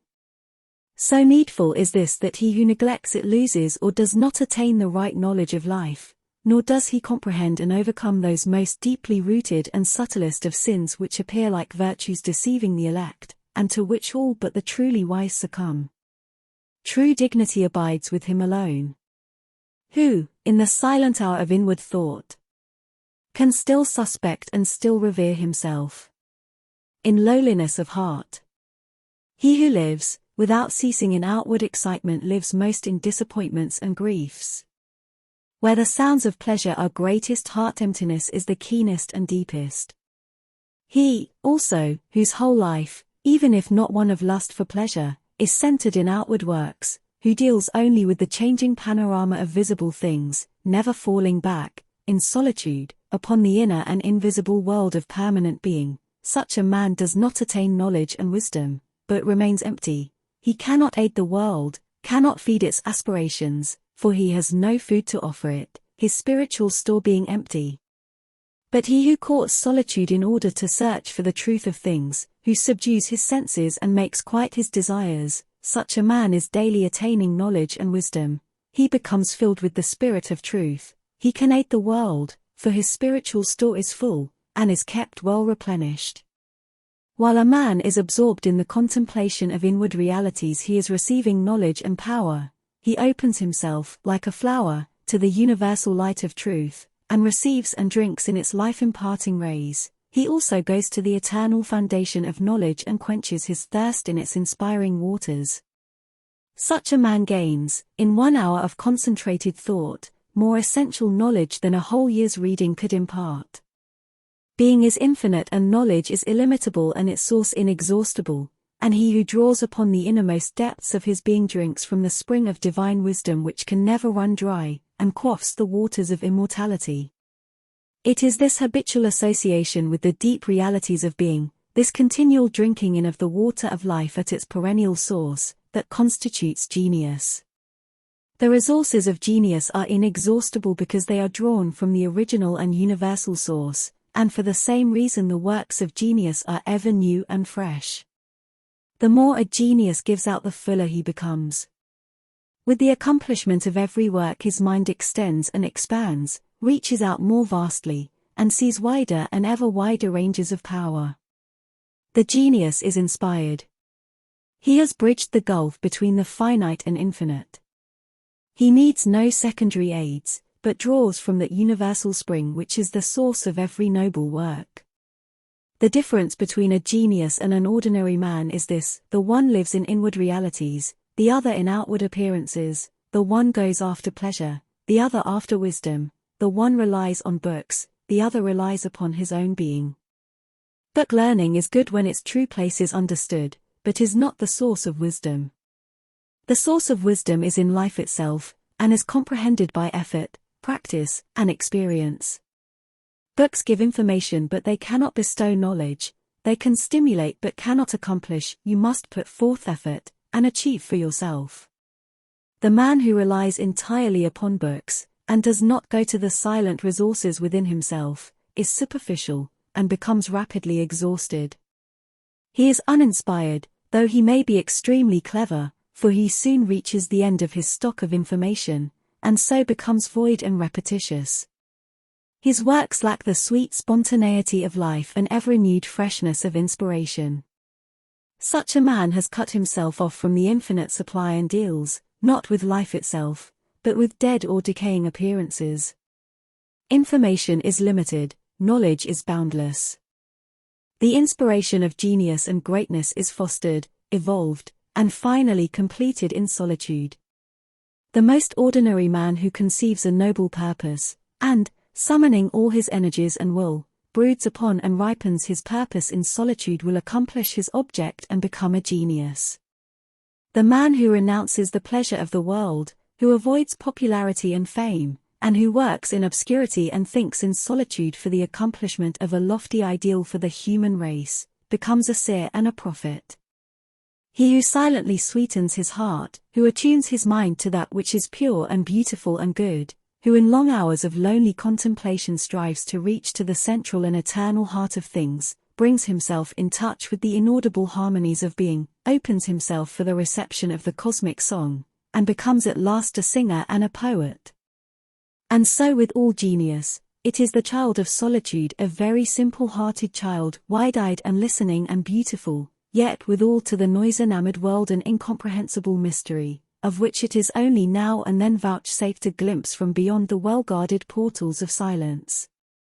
In man's self arise august anticipations, symbols, types of a dim splendor ever on before in that eternal circle life pursues. Saint Paul, the cruel persecutor and blind bigot, after spending 3 years alone in the desert, comes forth a loving apostle and an inspired seer. Gautama Siddhartha, the man of the world, after 6 years, in the forest, of lonely struggle with his passions and intense meditation upon the deep mysteries of his nature, becomes Buddha, the enlightened one, the embodiment of calm, serene wisdom, to whom a heart-thirsty world turns to refreshing waters of immortality. Lao Tzu, an ordinary citizen filling a worldly office, in his search for knowledge courts solitude, and discovers Tao, the supreme reason, by virtue of which he becomes a world teacher.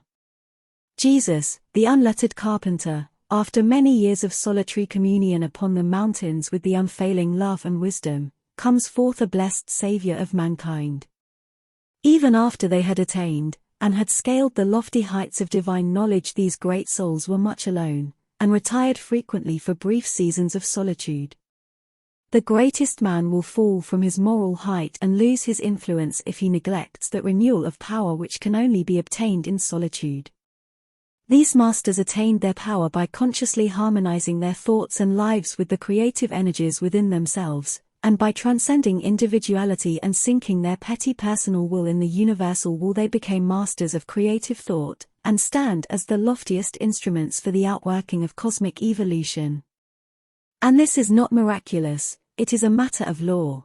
It is not mysterious except in so far as law is mysterious. Every man becomes a creative master in so far as he subordinate himself to the universally good and true. Every poet, painter, saint, and sage is the mouthpiece of the eternal. The perfection of the message varies with the measure of individual selflessness. In so far as self intervenes, the distinctness of the work and message becomes blurred. Perfect selflessness is the acme of genius, the consummation of power. Such self-abnegation can only be begun, pursued, and completed in solitude. A man cannot gather together and concentrate his spiritual forces while he is engaged in spending those forces in worldly activities, and although after power is attained the balance of forces can be maintained under all circumstances, even in the midst of the antagonistic throng, such power is only secured after many years of frequent and habitual solitude. Man's true home is in the great silence. This is the source of all that is real and abiding within him. His present nature, however, is dual, and outer activities are necessary.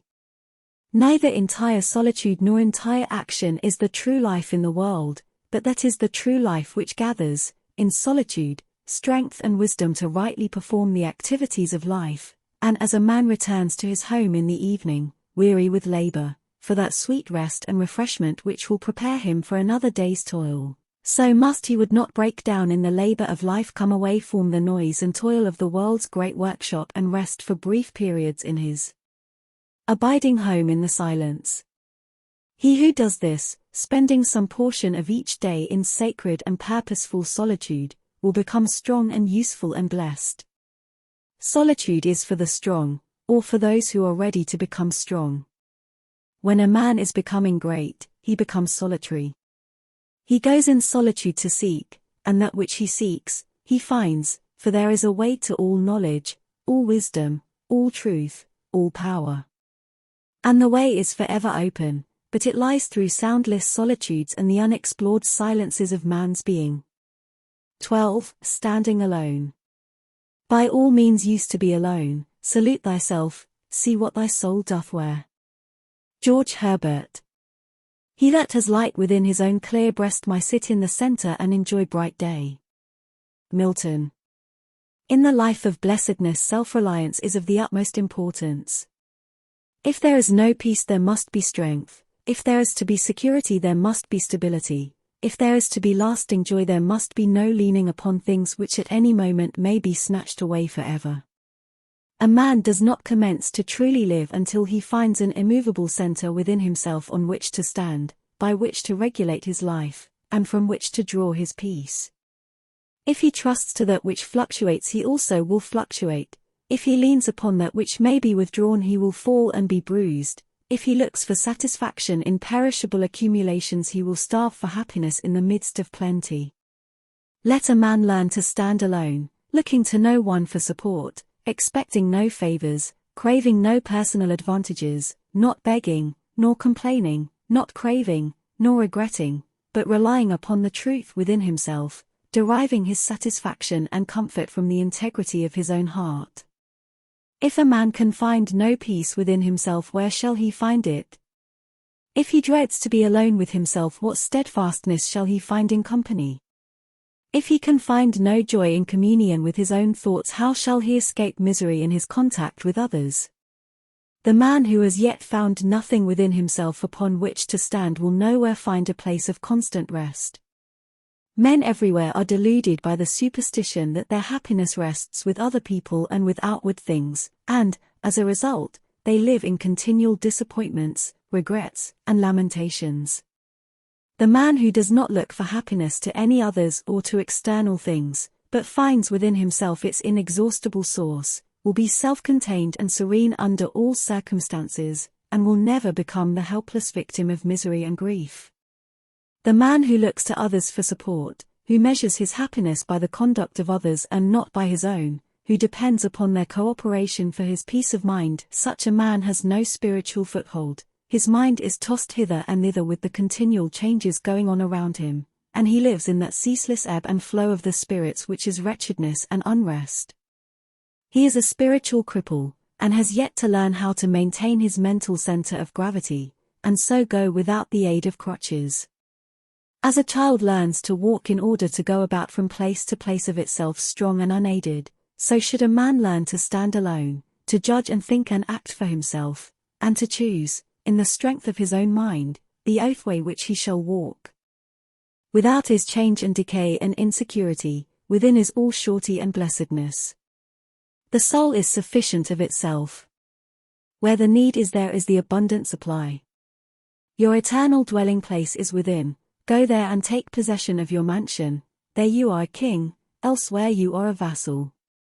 Be contented that others shall manage or mismanage their own little kingdom, and see to it that you reign strongly over your own. Your entire well-being and the well-being of the whole world lies there. You have a conscience, follow it. You have a mind, clarify it. You have a judgment, use and improve it. You have a will, employ and strengthen it. You have knowledge, increase it. There is a light within your soul, watch it, tend it, encourage it, shield it from the winds of passion, and help it to burn with a steadier and ever steadier radiance. Leave the world and come back to yourself. Think as a man, act as a man, live as a man. Be rich in yourself, be complete in yourself. Find the abiding center within you and obey it. The earth is maintaining its orbit by its obedience to its center, the sun. Obey the center of light that is within you, let others call it darkness if they will. You are responsible for yourself, are accountable to yourself, therefore rely upon yourself. If you fear yourself, who will place confidence in you? If you are untrue to yourself, where shall you find the sweet satisfaction of truth? The great man stands alone in the simple dignity of independent manhood. He pursues his own path fearlessly, and does not apologize or beg leave. Criticism and applause are no more to him than the dust upon his coat, of which he shakes himself free. He is not guided by the changing opinions of men, but guides himself by the light of his own mind. Other men barter away their manhood for messes of flattery or fashion.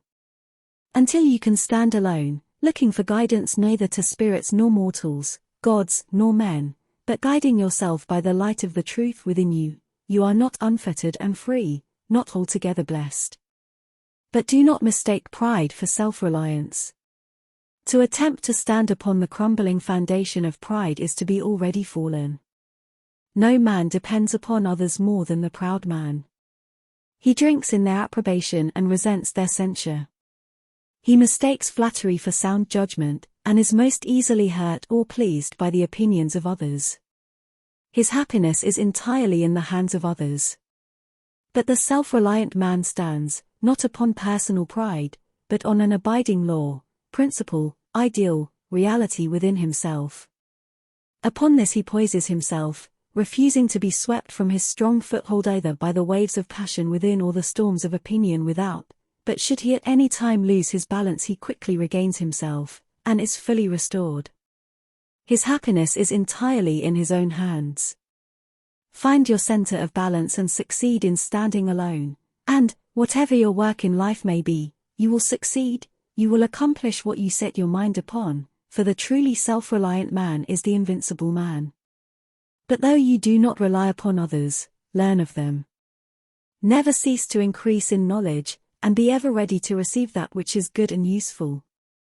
You cannot have too much humility. The most self-reliant men are the most humble. No aristocrat, no prince born to the purple, can begin to compare with the self-respect of the saint. Why is he lowly, but that he knows that he can well afford it, resting on the largeness of God in him. Learn of all men, and especially of the masters of truth, but do not lose your hold upon the truth that the ultimate guidance is in yourself. A master can say, "Here is the path," but he can neither compel you to walk it nor walk it for you. You must put forth your own efforts, must achieve by your own strength, must make his truth your truth by your own unaided exertions, you must implicitly trust yourself. This thing is God, to be man with thy might. To grow great in the strength of thy spirit. And live out thy life as the light. You are to be master of yourself, lord over yourself, not fawning and imitating, but doing your work as a living, vital portion of the universe, giving love but not expecting it, giving sympathy but not craving for it, giving aid but not depending upon it. If men should censure your work, heed them not. It sufficeth that your work be true, rest you in this sufficiency. Do not ask, "Will my work please?" but, "Is it real?" If your work be true, the criticism of men cannot touch it. If it be false, their disapproval will not slay it quicker than it will die of itself. The words and acts of truth cannot pass away until their work is fully accomplished. The words and acts of error cannot remain, for they have no work to do. Criticism and resentment are alike superfluous. Free yourself from the self-imposed tyranny of slavish dependence, and stand alone, not as an isolated unit, but as a sympathetic portion of the whole. Find the joy that results from well-earned freedom, the peace that flows from wise self-possession, the blessedness that in his innative strength. Honor to him who, self-complete, if lone, carves to the grave one pathway all his own, and heeding naught that men may think or say, asks but his soul if doubtful of the way. 13. Understanding the simple laws of life. Watch narrowly the demonstration of a truth, its birth, and you trace back the effluence to its spring and source within us. Browning. More is the treasure of law than gems, sweeter than comb its sweetness, its delights, delightful past compare. The light of Asia. walking those byways which I have so far pointed out, resting in their beauty and drinking in their blessedness, the pilgrim along life's broad highway will in due time come to one wherein his last burden will fall from him, where all his weariness will pass away, where he will drink of light-hearted liberty, and rest in perpetual peace. And this most blessed of spiritual byways, the richest source of strength and comfort, I call the right understanding of the simple laws of life. He who comes to it leaves behind him all lack and longing, all doubt and perplexity, all sorrow and uncertainty. He lives in the fullness of satisfaction, in light and knowledge, in gladness and surety. He who comprehends the utter simplicity of life, who obeys its laws and does not step aside into the dark paths and complex mazes of selfish desire, stands where no harm can reach him, where no enemy can lay him low, and he doubts, desires, and sorrows no more. Doubt ends where reality begins, painful desire ceases where the fullness of joy is perpetual and complete, and when the unfailing and eternal good is realized, what room is there for sorrow? Human life, when rightly lived, is simple with a beautiful simplicity, but it is not rightly lived while it is bound to a complexity of lusts, desires, and wants. These are not the real life but the burning fever and painful disease which originate in an unenlightened condition of mind. The curtailing of one's desires is the beginning of wisdom, their entire mastery its consummation. This is so because life is bounded by law, and being inseparable from law, life has no need that is not already supplied. Now lust, or desire, is not need, but a rebellious superfluity, and as such it leads to deprivation and misery. The prodigal son, while in his father's house, not only had all that he required, but was surrounded by a superabundance. Desire was not necessary, because all things were at hand, but when desire entered his heart he went into a far country, and began to be in want, and it was only when he became reduced to the utmost extremity of starvation that he turned with longing towards his father's home.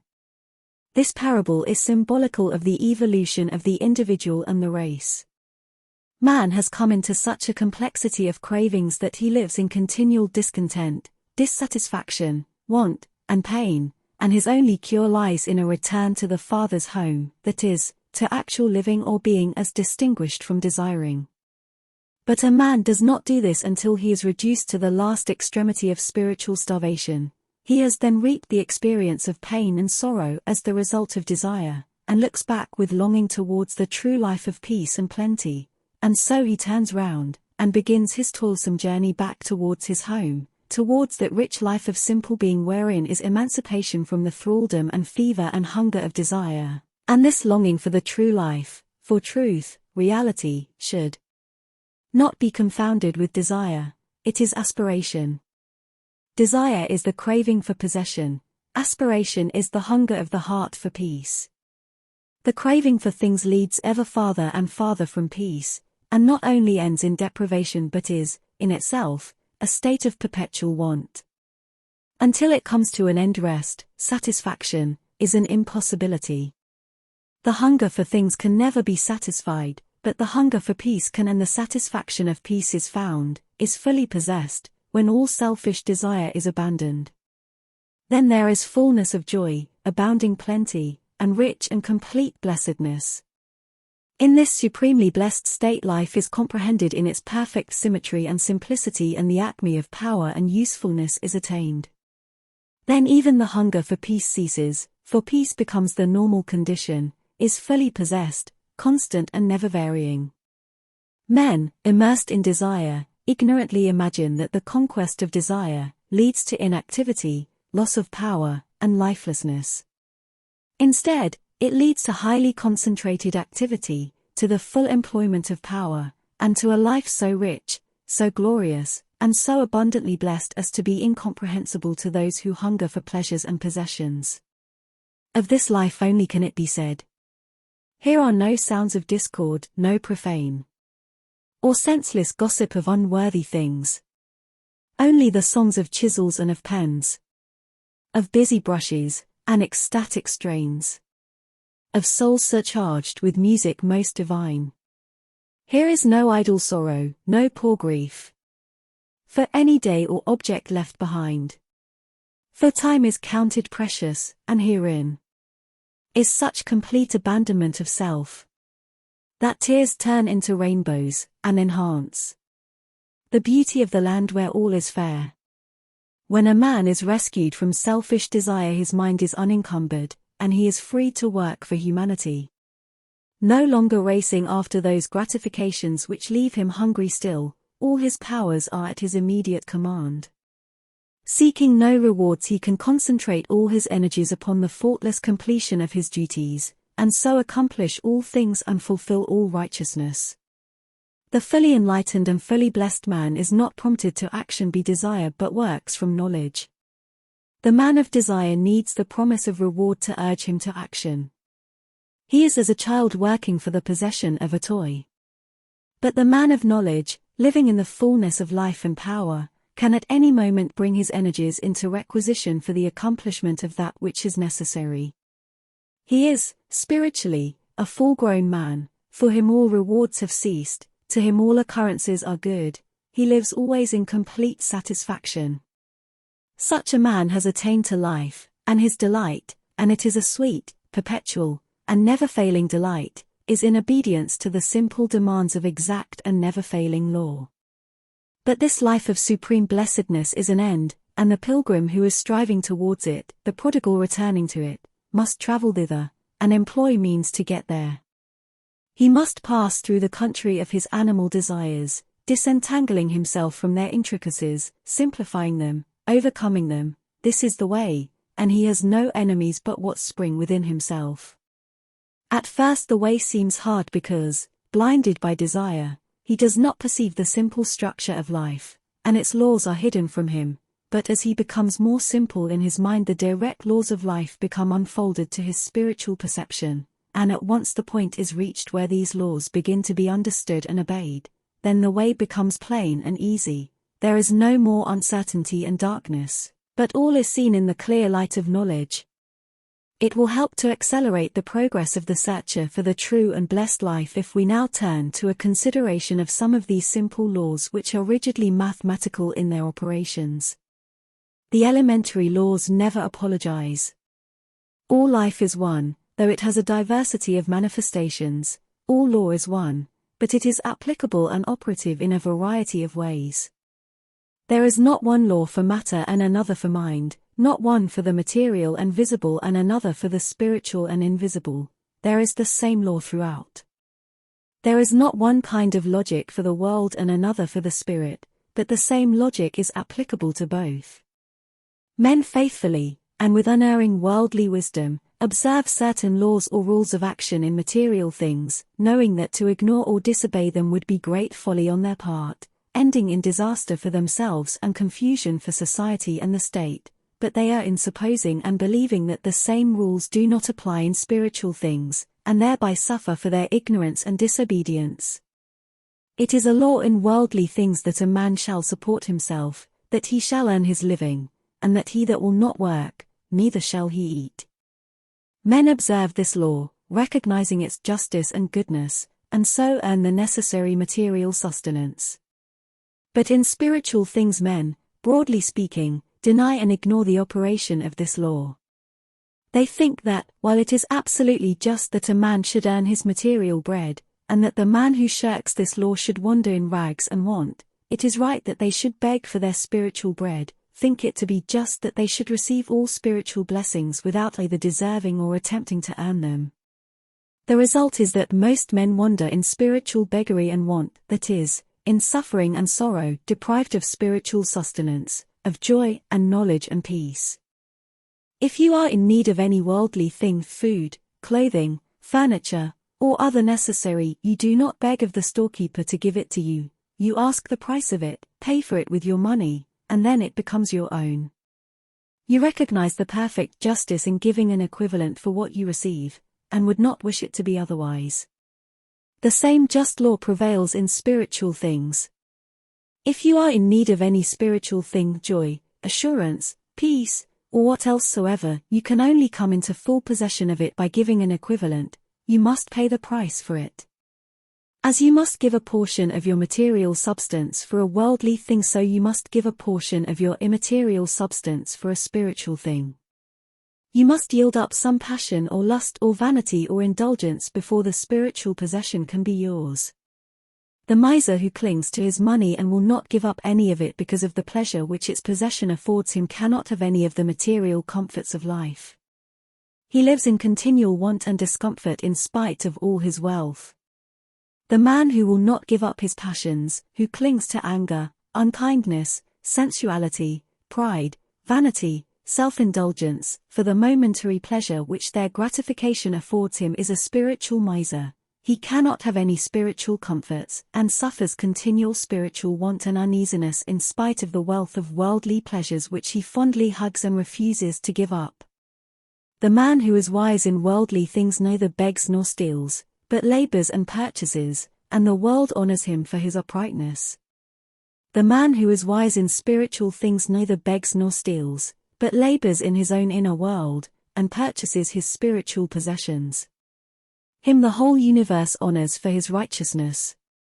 It is another law in worldly things that a man who engages himself to another in any form of employment shall be content with the wages upon which he agreed. If at the end of his week's work, and on receiving his wages, he were to ask his employer for a larger sum, pleading that, though he could not justly claim it and did not really deserve it, yet he expected it, he would not only not receive the larger sum but would, doubtless, be discharged from his post. Yet in spiritual things men do not think it to be either foolish or selfish to ask for those blessings, spiritual wages, upon which they never agreed, for which they never labored, and which they do not deserve. Every man gets from the law of the universe that upon which he agrees and for which he works, no more, no less, and he is continually entering into agreements with the supreme law, the master of the universe. For every thought and act which he gives he receives its just equivalent, for all work done in the form of deeds he receives the wages due to him. Knowing this, the enlightened man is always content, always satisfied, and in perfect peace, knowing that whatever he receives, be it that men call misfortune or good fortune, he has earned. The great law never cheats any man of his just due, but it says to the railer and the complainer, friend, didst thou not agree with me for a penny a day? Again, if a man would grow rich in worldly goods he must economize, and husband his financial resources until he has accumulated sufficient capital to invest in some branch of industry, then he must judiciously invest his little store of capital, neither holding it too tightly nor letting it go carelessly. He thus increases both in worldly wisdom and worldly riches. The idle spendthrift cannot grow rich, he is wasteful and riotous. He who would grow rich in spiritual things must also economize, and husband his mental resources. He must curb his tongue and his impulses, not wasting his energy in idle gossip, vain argument, or excesses of temper. In this way he will accumulate a little store of wisdom which is his spiritual capital, and this he must send out into the world for the good of others, and the more he uses it the richer will he become. Thus does a man increase in both heavenly wisdom and heavenly riches. The man who follows his blind impulses and desires and does not control and govern his mind is a spiritual spendthrift. He can never become rich in divine things. It is a physical law that if we would reach the summit of a mountain we must climb thither. The path must be sought and then carefully followed, and the climber must not give up and go back because of the labor involved and the difficulties to be overcome, nor on account of aching climbs, otherwise his object cannot be accomplished. And this law is also spiritual. He who would reach the high altitudes of moral or intellectual grandeur must climb thither by his own efforts. He must seek out the pathway and then assiduously follow it, not giving up and turning back, but surmounting all difficulties, and enduring for a time trials, temptations, and heartaches, and at last he will stand upon the glorious summit of moral perfection, the world of passion, temptation, and sorrow beneath his feet, and the boundless heavens of dignity stretching vast and silent above his head. If a man would reach a distant city, or any place of destination, he must travel thither. There is no law by which he can be instantly transported there.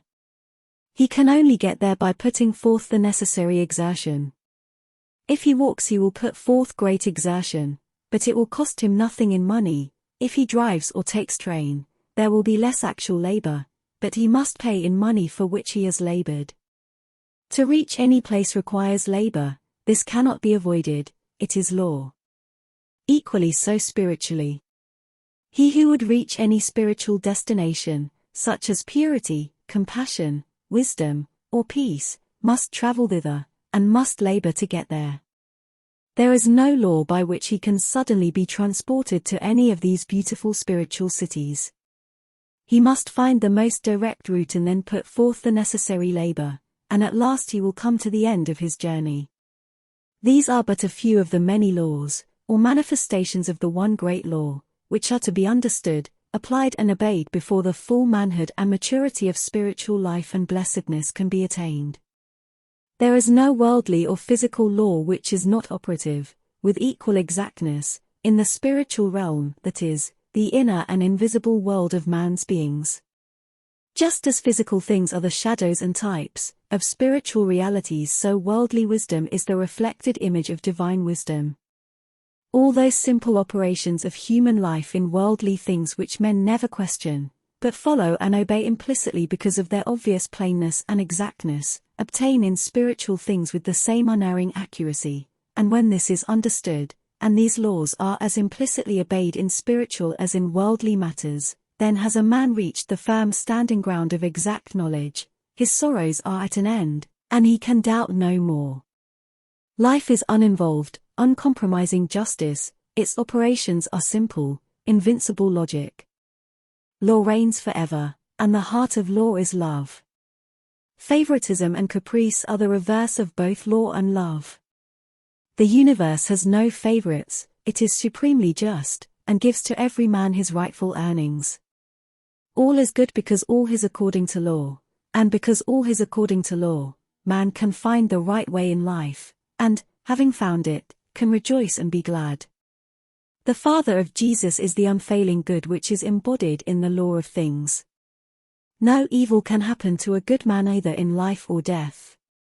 Jesus recognized the good in his own fate, and exonerated all his persecutors from blame.